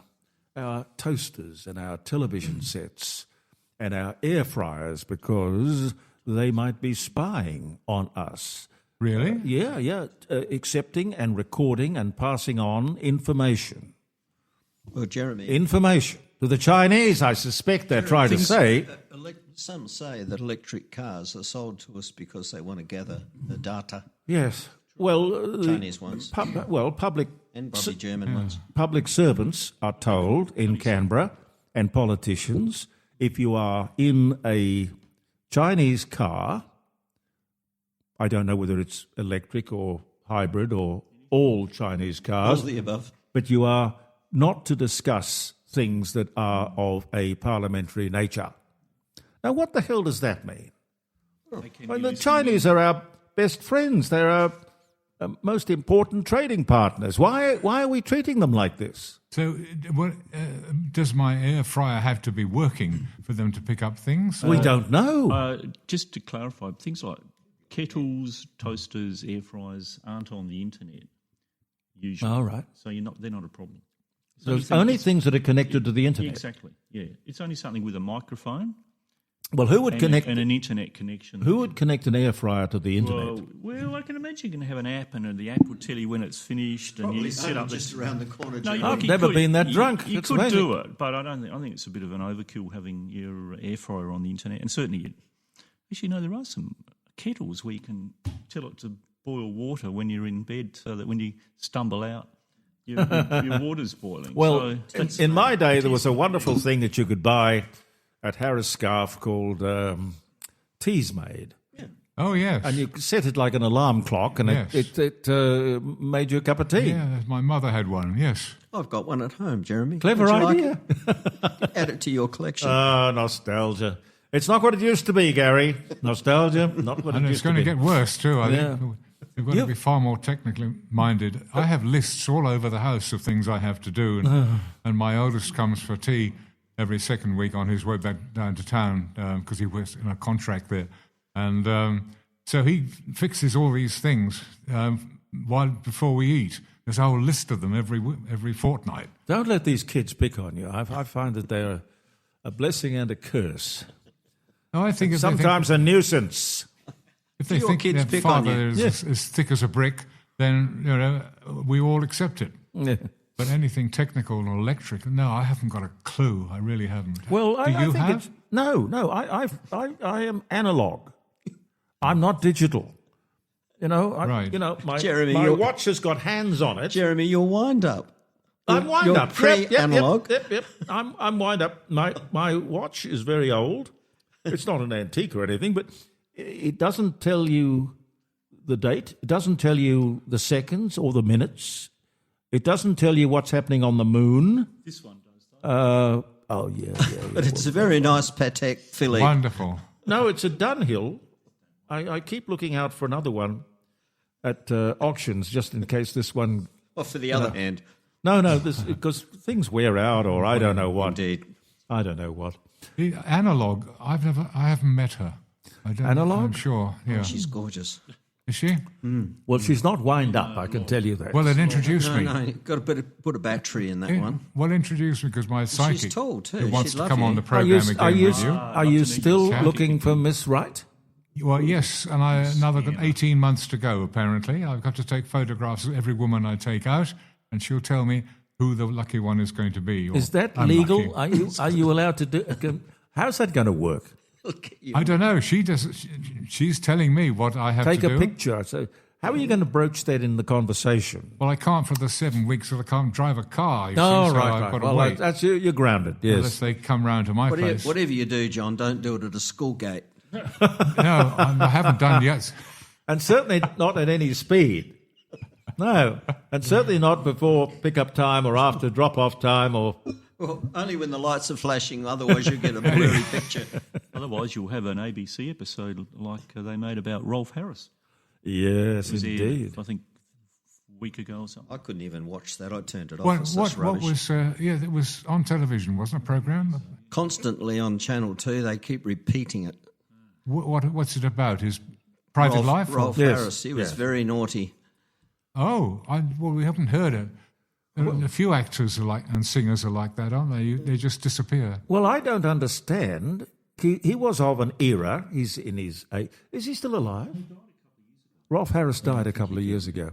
Well, he is of an era when I grew up in show business in, where I was, radio, television, that stuff.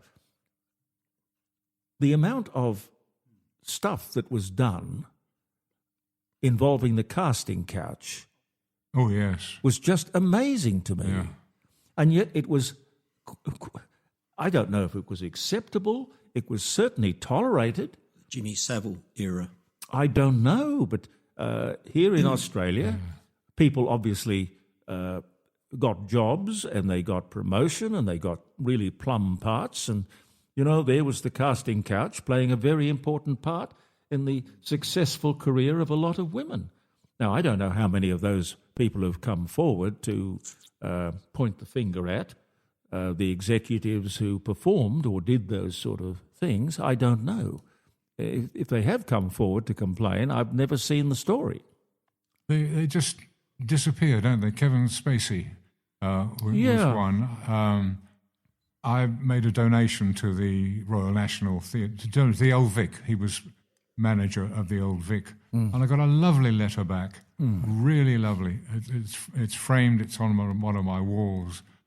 And yet, I don't know what the problem was, but his career has just disappeared. Disappeared, yes. And that's a great shame, because he's a very fine actor. Well, when I was an office boy at 2GB, I would have been 16, and a lady by the name of Pat Halliday, who used to look after the office boys,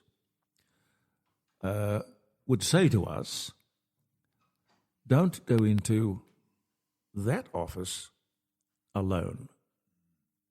If Mr. So-and-so calls for an office boy, you tell me and I will go in there with you. Wasn't Frank Thring, was it? No. It was... Well, Frank Thring was a case in point. I mean, he openly used to say on the Graham Kennedy show, he used to say things like, bring me another boy, this one is broken. Whew. Now, I don't think you'd get away with that these days, but he got away with it then. It was just part of the horizon, the atmosphere, the business. Yeah. Anyway, I don't know how long you can just go down that road pursuing these people who were doing what was done in the day. Things are different now, and things are better now. But what can you do about the past? You can't rewrite history. No, you can't. You've brought in a recorder. Yes, indeed, yes. Put my mind at ease. You haven't been recording all of this, have you? Oh, no, no. No, I haven't. It doesn't work. It's an interview I did 50 years ago with David Niven. Now, that would be something. I was staggered to find it because I was over in London. I'd done Richard Attenborough, Sir Richard, a favour, recorded for him when he couldn't get to Perth. And he said, well, when you come to London, look up my press agent. He'll look after you. He was Lord as well. They promoted him to Lord. Yeah, so, that's right, he was, yes. Again, I've got 2 lovely letters I had from him. And so life sort of started like that. We had lunch, and I remember him eating lunch off his jacket from the previous day that he'd spilt down there while he was waiting for today's lunch, Well, that's okay. But we'll start with Michael Caine, he said. And we turned round, Caine was making a film in Covent Garden educating Rita. Yes. And after the third question, he reached across, grabbed my notes and threw them across the room and said, that will teach you to listen to what I'm saying. Which will lead to the next question. Yeah, I said, well, I've only just arrived in London. I haven't had time to do... Well, I've taught you something very valuable. He did, yes. I think that's very true. And then the actress who played Rita came in, and I forget her name for the moment. I know who you mean. Yeah, and I said, how educated are you? Oh, she said, I've got GCE O-level. I said, oh, the equivalent in Australia is matriculation. And she said, oh, I thought it was something women suffered from. So... Very witty. So then it was, who are you interviewing next? Well, I'd like to get James Bond. Oh, Roger Moore. Yeah, I had dinner with him last night. Let's get him on the phone. I'll tee it up for you now. So it's the old who you know, not what you know. Yeah. So can you get to Pinewood Studios, 11 o'clock tomorrow morning? Cubby Broccoli's famous office. He'll meet you there.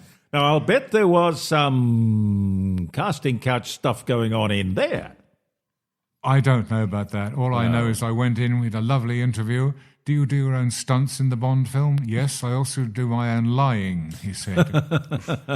Who else are you interviewing? Well, I'd like to get David Niven. Oh, Nib's making a film down at Heathrow. He hates it.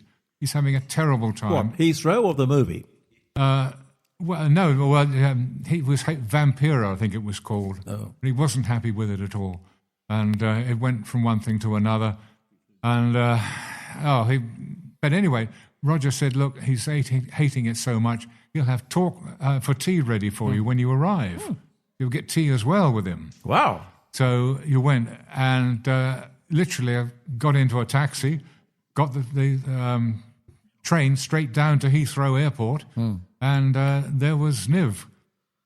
There are one or two stories that aren't on this tape. One has the four-letter word, and I probably better not mentioning it here. No, it doesn't matter. I mean, this is the Wild West. You know, you don't worry about it. Oh, all right, I won't. Well, then... Don't worry about that. The first one was he went skiing down a Swiss piste, but he forgot to do up his flies. So when he got down to the bottom, his member was completely frozen, and he was taken to hospital with it in a glass of warm water. That would have been interesting to see. That would have made the front page of the National Enquirer. Probably. I think. And the other one was when he was making Bonnie Prince Charlie. This is David Niven? Niven, yeah. He was Charlie, and the director said, look, the Scots have beaten the English. They've got their standard. I want all you extras to cheer when he comes out of the tent. Yes. And if you feel there's something you really want to say, to shout out, do that. Yeah. Okay, everybody? Okay. Right, get in positions, action. And out came Niven, and everybody cheered, and a voice at the back said, hey, David, we found a fucking flag. Cut, said the director. What did you say that for? Well, you said to say the first thing that came into my head. Oh, you know? well, there you go. So you got that interview there? I have indeed, yes. And hopefully it's going to work. I'm going to hold the microphone against the recorder. A primitive but nevertheless very effective means. Well, if I hit the right button, the one is play, isn't it? Yeah. I take all the four-letter words. No, it's the trouble being stupid enough to name a son after oneself. That's him. I can't think what got into me. It's all right when it's Big David and Little David, that's fine. But when it becomes Old David and Young David, it's a disaster, you know. And also, he gets in my way. Now, I live in France, and I go down, if I can, over a weekend. And last weekend I went down, and I came back on Air France at 1 o'clock from Nice, and the man from BEA rushed out, and he said, but Mr. Niven, you're supposed to be on a BEA flight. I said, never, I'm sorry. I didn't say I don't like BEA. I just said, I'm on Air France. Look at me, I'm going through the gate. He said, oh, there must have been trouble with the computer. And I said, yes. So they cancelled it, and it was poor David, who's gone down there with a girl. He hadn't called up home. And he didn't have a seat. The situation came back on you because you were supposed to go to Roger Moore to tea, and Roger had gone to Michael Caine. And when I went to Roger's house and I found out where he was. I called up. And he said, "Oh, I thought it was David Jr." And I suppose for some reason they didn't want him that day or something. So I said, "Well, you're going to get me anyway." So over I went. So you did get to Michael Caine's for tea in the end. I saw them all. Your book is an enormous success. I've just finished reading it at 4 o'clock this morning. Have you been surprised at its success? Oh, yes, of course I have, because, I wrote it really for a few friends to make them laugh, really. I mean, I knew it would be published. Indeed I did, because Hamish Hamilton is an old friend of mine, has always been asking me to do it. And I slipped in the first couple of chapters. And then he wanted it badly. And then I had an ass. Oh, I've got to write down that. Yes, what did you tell me about Woman's what? Which was it in Australia? Woman's Day, I think it was. Woman's Weekly. Yes, I'll cut that bit out anyway. Oh, never mind. Okay. No, I wanted to find out that. So anyway. No, you've lost me. Thank you. No, so anyway, did you say, did I think it would be such a success? But of course I didn't, because I know nothing about the publishing world anyway. And I ripped it off very quick. Did it in a year, only when it was bad weather. And I wrote longhand, and as I live in the south of France, it hardly ever is bad weather, so I didn't work very hard. And I made a movie that year, and I went to America and lectured that year. Anyway, I ripped it off inside the year. How did you remember all these anecdotes? Well, that's not difficult for me. I got a sort of elephant memory anyway. I don't keep notes. I don't keep diaries or anything. But I think maybe I I don't think back with drooling nostalgia, but I think some of the things in my life that have made me laugh are stuck in my mind forever, and I don't mind recounting them at the drop of a hat. Such as? Well, such as that whole bloody book. So I put them down, and then 2 or 3 other publishers wanted it badly and offered much more money, the usual thing, you know. So I stuck by dear old Jamie Hamilton, who has double-crossed me ever since, but that's another story. But your memory, you say, is wonderful memory. Has it ever let you down? I don't think, I wouldn't know, really. I can't remember. You had an embarrassing situation where you were supposed to have gone to dinner somewhere and you forgot. Oh, yes. Or something like that. Oh, well, yes, it has indeed, exactly that. In fact, years ago, before I was a soldier, long before I became an actor, and I, for some reason, was up in Leicestershire, and I was asked to a very smart house for a fancy dress party. Bow Manor it was called. I mean, a really chic place. I was very much out of place, and I got a clown's outfit from Milton Mowbray, and a bladder and a red hot poker and sausages and the whole lot, and put this on. And I went, and it was the wrong month. It was the 15th, all right, but it was the wrong month. And it was a frightfully serious dinner party, everybody in pink coats in the hunting country, and I arrived dressed as a clown, and was announced by a sort of dumbfounded butler. And I went in, and they were frightfully British and good about the whole thing, and they said, well, you must stay now you're here, you see. And that was all right, except nobody spoke to me. And I sat down to dinner, dressed as a clown, with nobody speaking to me for the entire evening. Do you know of any other actors or actresses with memories as good as yours? I think all actors have good memories. If you don't have a good memory, you don't work.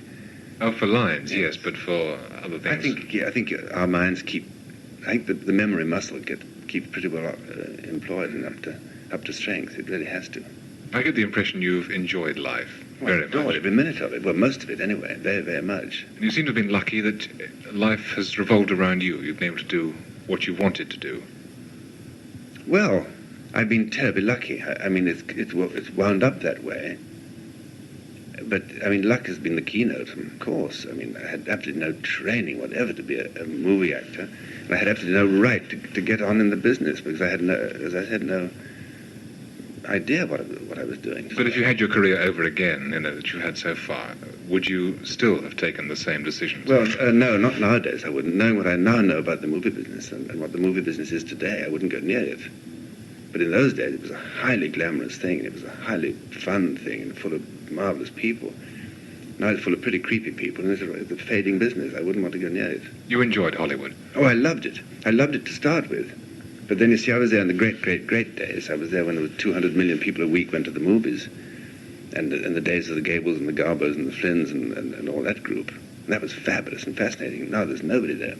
Was it really? There will be anymore. I mean, they're not going to breed those anymore.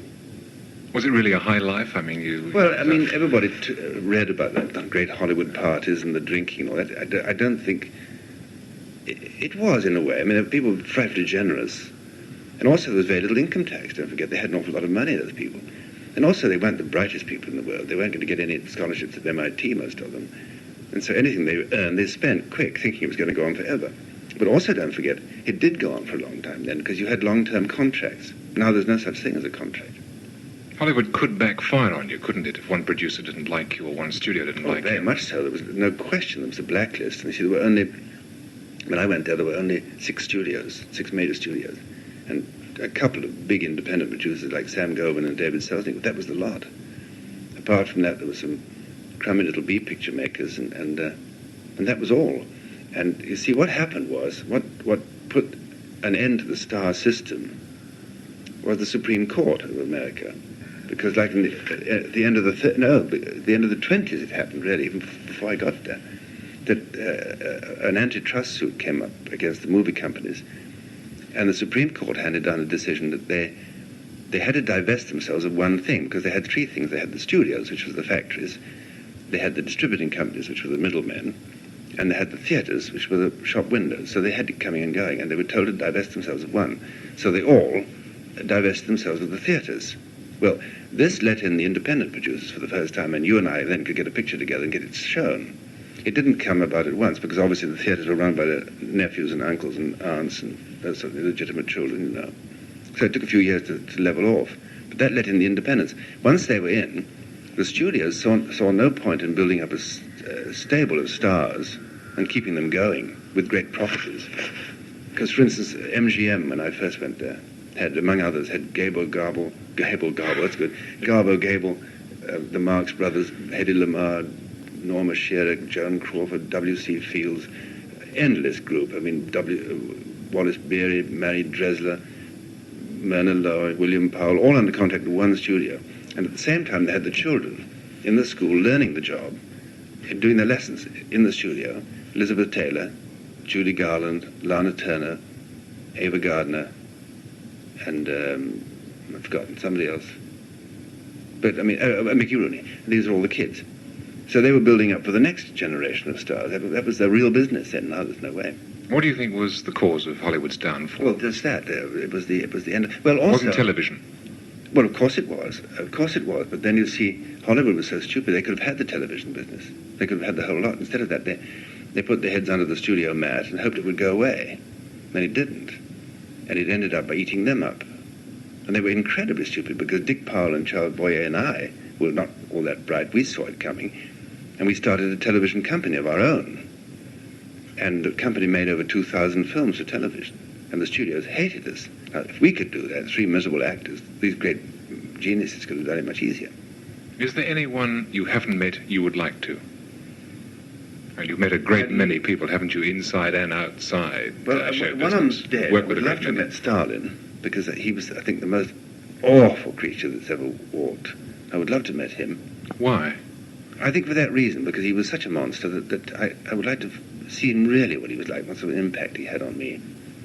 And I'd like to meet Mao. I'm not a Maoist, but I'd like to meet him because I think he's a fantastic creature, really, and what he's done. And that's about all, I think. Can I get on to Vampira? What's the story of Vampira? Well, I can't tell you the end. For No. obvious reasons, because then I'd blow the whole thing. But obviously, if it was a straight Dracula, I wouldn't be doing it, because it's been done to death, but done by experts too, and this is Vincent Price's domain anyway. So you are Dracula? I'm Dracula, but it's a send-up, sort of send-up Dracula. For instance, there's very little blood, for a change. So when I take an occasional nip out of these girls, I have a butler there who has the Kleenex ready and all that. It's not very messy. It's quite frightening at times, and quite much funnier, I think, than the other ones. It's a good story, beautifully written by Jeremy Lloyd, and I don't know. I think you never know. I made 86 movies. This is the 87th. You never know whether they're going to be good or not. But nobody sets out to make a bad one. That's for sure. No. One of the highlights of your career must be the moment you received the Oscar for your part in Separate Tables.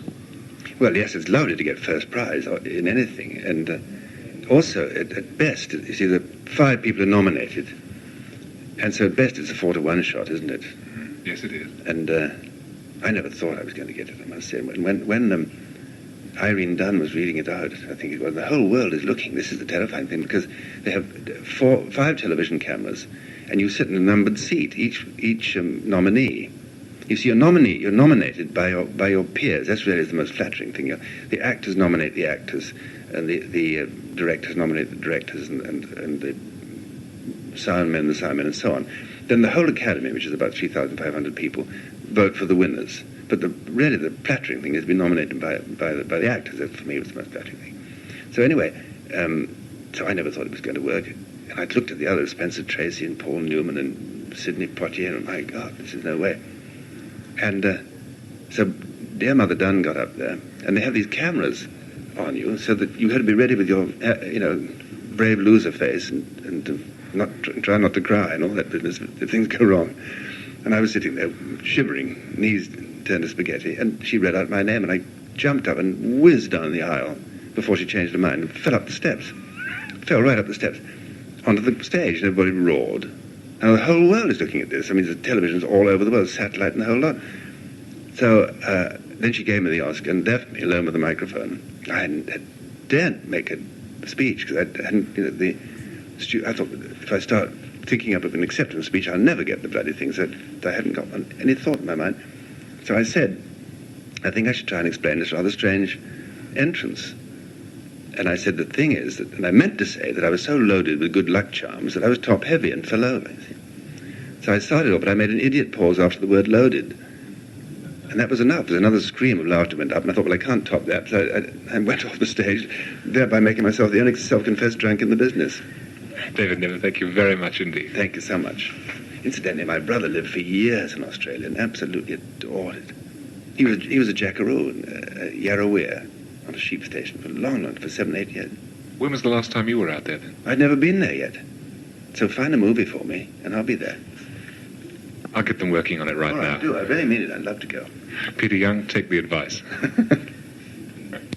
That's wonderful. There we are. That's fantastic. What a nice man. You know, you could never dislike David Niven. I wonder what the brother's name was, what his story was. The Australian, I mean. I don't know at all. This is only one of very, very few interviews I've kept because Peter I don't blame you. That's wonderful. The Peter Young show. Peter wanted them as soon as I've done them. Take them round to the ABC, put them in the mailbag. It's off to Sydney tonight, and it'll be on air in 2 days' time. And because they were exclusive interviews, he was screaming out for it, so I didn't have time to dub anything at all. No. But some of that, I did dub this one, and I don't understand how or why or the opportunity came up. Glad you did. Yeah. Glad you did. So I must have a look and see if I've got any others, but I didn't. I had to send them straight to Peter, and I think they erased them after a time. Oh, yeah. Which was a great shame. Not a lot of sense of history, I think. But that interview was done without any notes and off the cuff. Yeah, I'd come good. straight from Roger Moore. I think it's always best. Well, I'm surprised because I don't think I'm bright enough to ask those questions now. But rubbish! If I do an interview, rubbish. But you know, the funny thing is that some of these people, the bigger the people are, the nicer they are. Yes, that's very true. It's only the would-be's, if they could be's, who are nasty and short and abrupt. And Trevor Howard, we got onto cricket. Yeah. And I said, I gather you were in a play and you changed the matinee to a Wednesday so you could go to the first day of the Test match at Lord's. Why not? So and we got on well, and will you stay for lunch? Well, thank you very much. And who else are you interviewing? Well, I'm trying to meet my hero.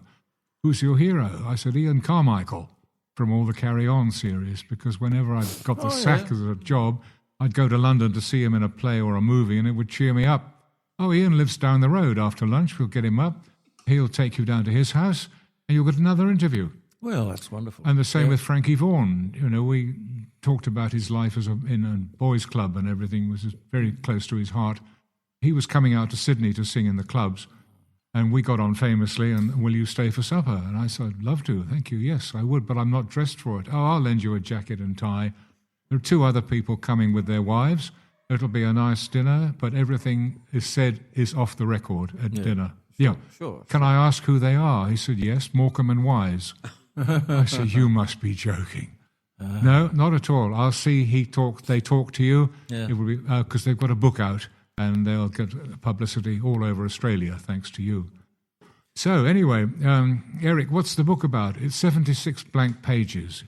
I said, 76 blank pages. Yes, it's all about Ernie's sex life. Why are people so unkind? Bang, bang, bang, you know. Yes, they were wonderful. That timing was fantastic. Yeah, and Peter Finch was really great too. A very, very nice man. My mother lived in a cottage which overlooked a churchyard, and she came out in a nightie one morning, and all these lights were on in the churchyard, and she's wondered what on earth was going about. And so she opened the door, and there's Peter Finch. Good Lord, said Mother. Good morning, said Finch. Well, come in, have a cup of tea. Well, that's good. Tony, what are you waving the clock around? Oh, we're over time. Shut up. Over time. The time, is it? Do we lose our licence if we go over time? We don't have a licence, actually. Well, I'll tell you the Finch story next time, then. All right, dear boy. Goes, since he's waving the clock at me. Yeah, I know. Because he might throw it. Look. Oh, that'd be Jim. Yeah. Well, yes. Thank you very much for coming all the way. Thank you for having me. My love to the sheep. Right. I loved that interview with Niven. David Niven. Yes. David Niven. I've got a beautiful picture of him in the garage up there at the house. Well, the lovely email you sent me after my first broadcast here with Peter Gers that time. Yes.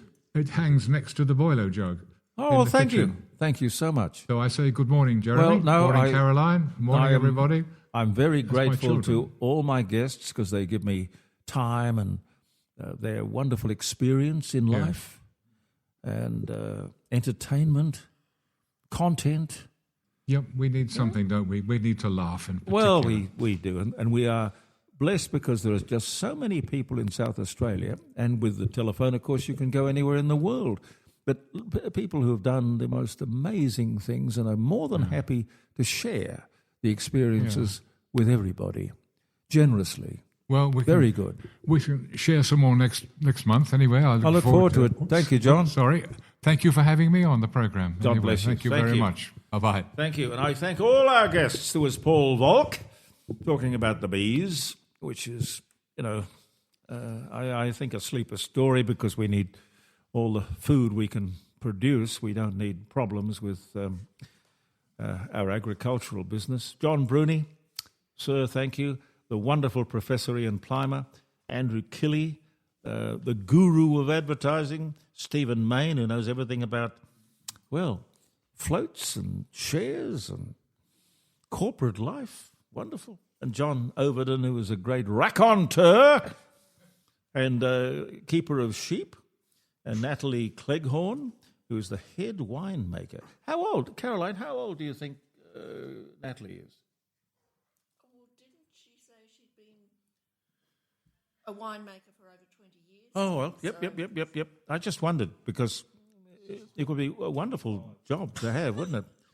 Do you think I could handle that? Well said. No. Winemaker. I'd be an apprentice winemaker. I could do that. No, you'd just be sitting looking at the barrels. I'll just be sitting looking at the barrels. Oh, that is Sniffing, true. Thank you, Tony, Gary. My pleasure. And your guest? Mario. And Caroline, thank you. I'm very grateful. We had a wonderful show, ladies and gentlemen. A wonderful, wonderful show. Whether you're building your first, second or third home or a seasoned property developer, no one likes extra scary costs. Rossdale Homes get that, which is why they pride themselves on their absolute fixed price guarantee. They believe trust is a must, and with their guarantee and fixed price contract, you'll get no nasty surprises. For peace of mind, trust Rossdale, where only you can change the price. rossdalehomes.com.au, trust is a must. BLD 8104.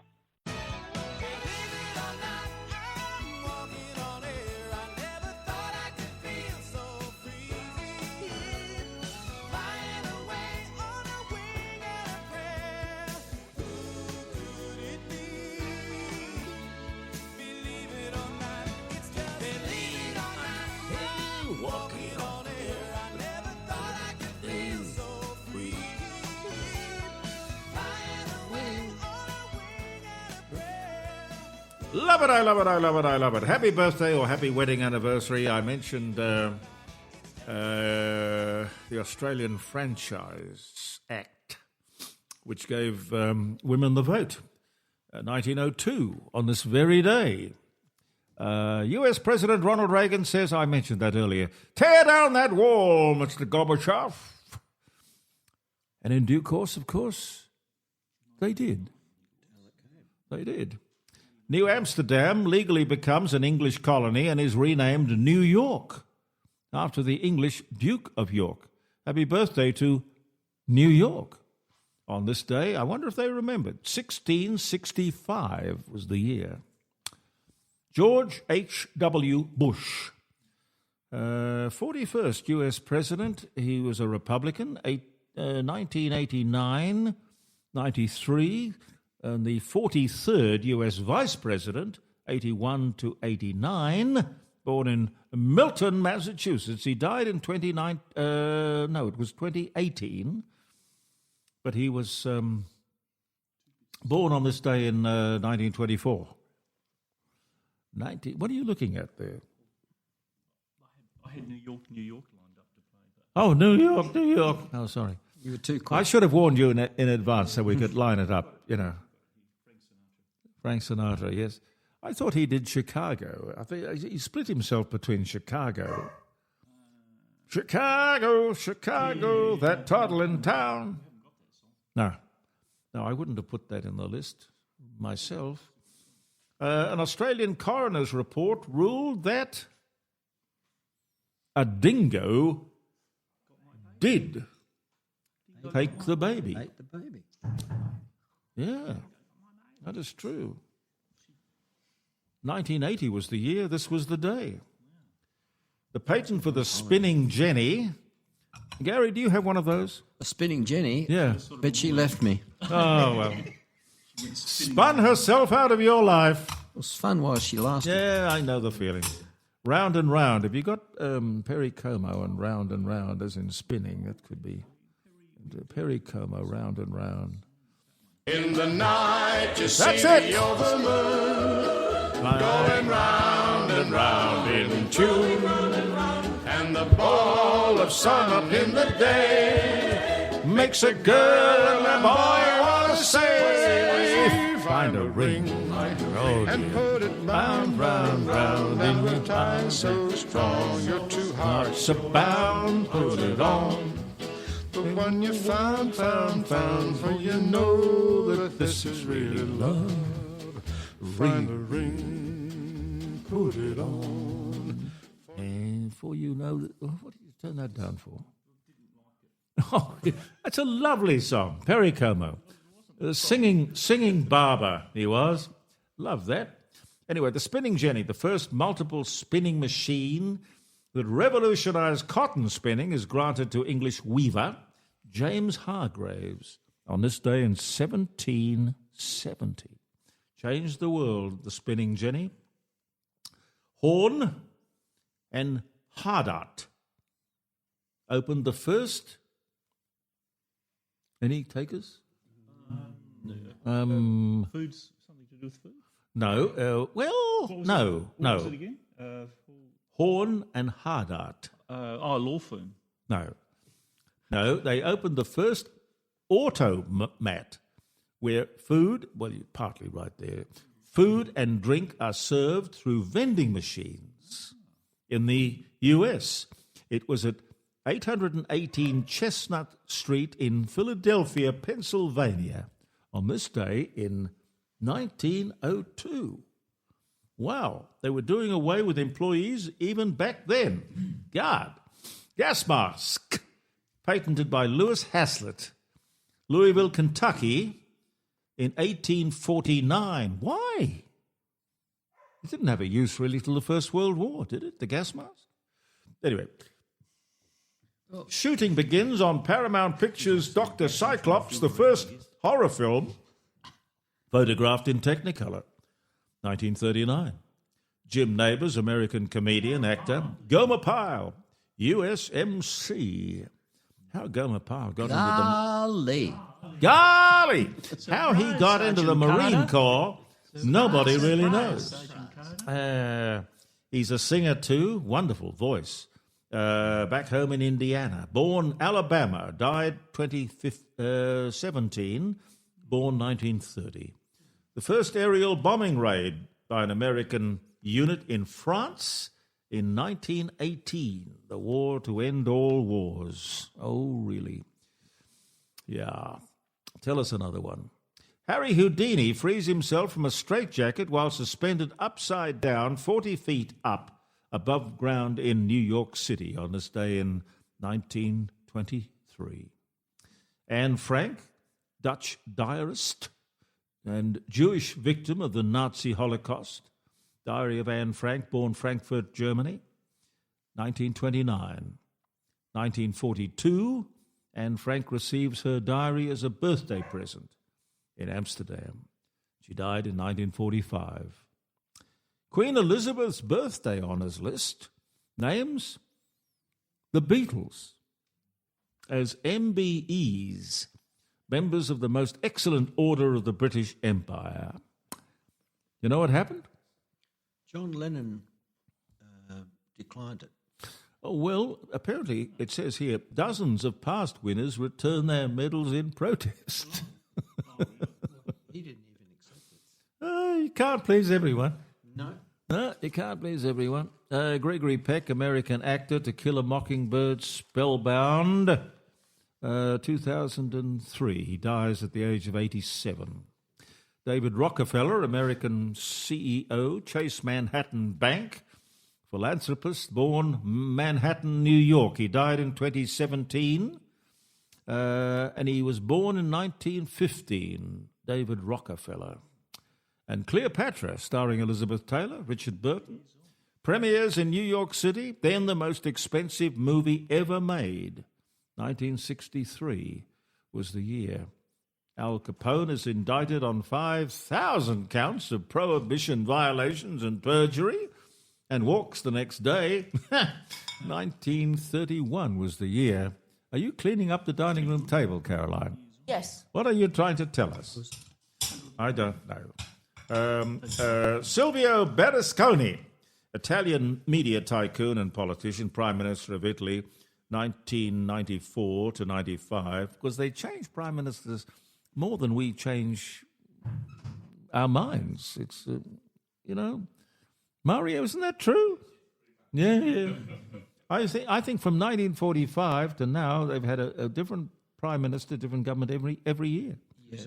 That's very now, democratic. Countries? Very democratic. Italy. Oh, Italy. Berlusconi is deceased. Yeah.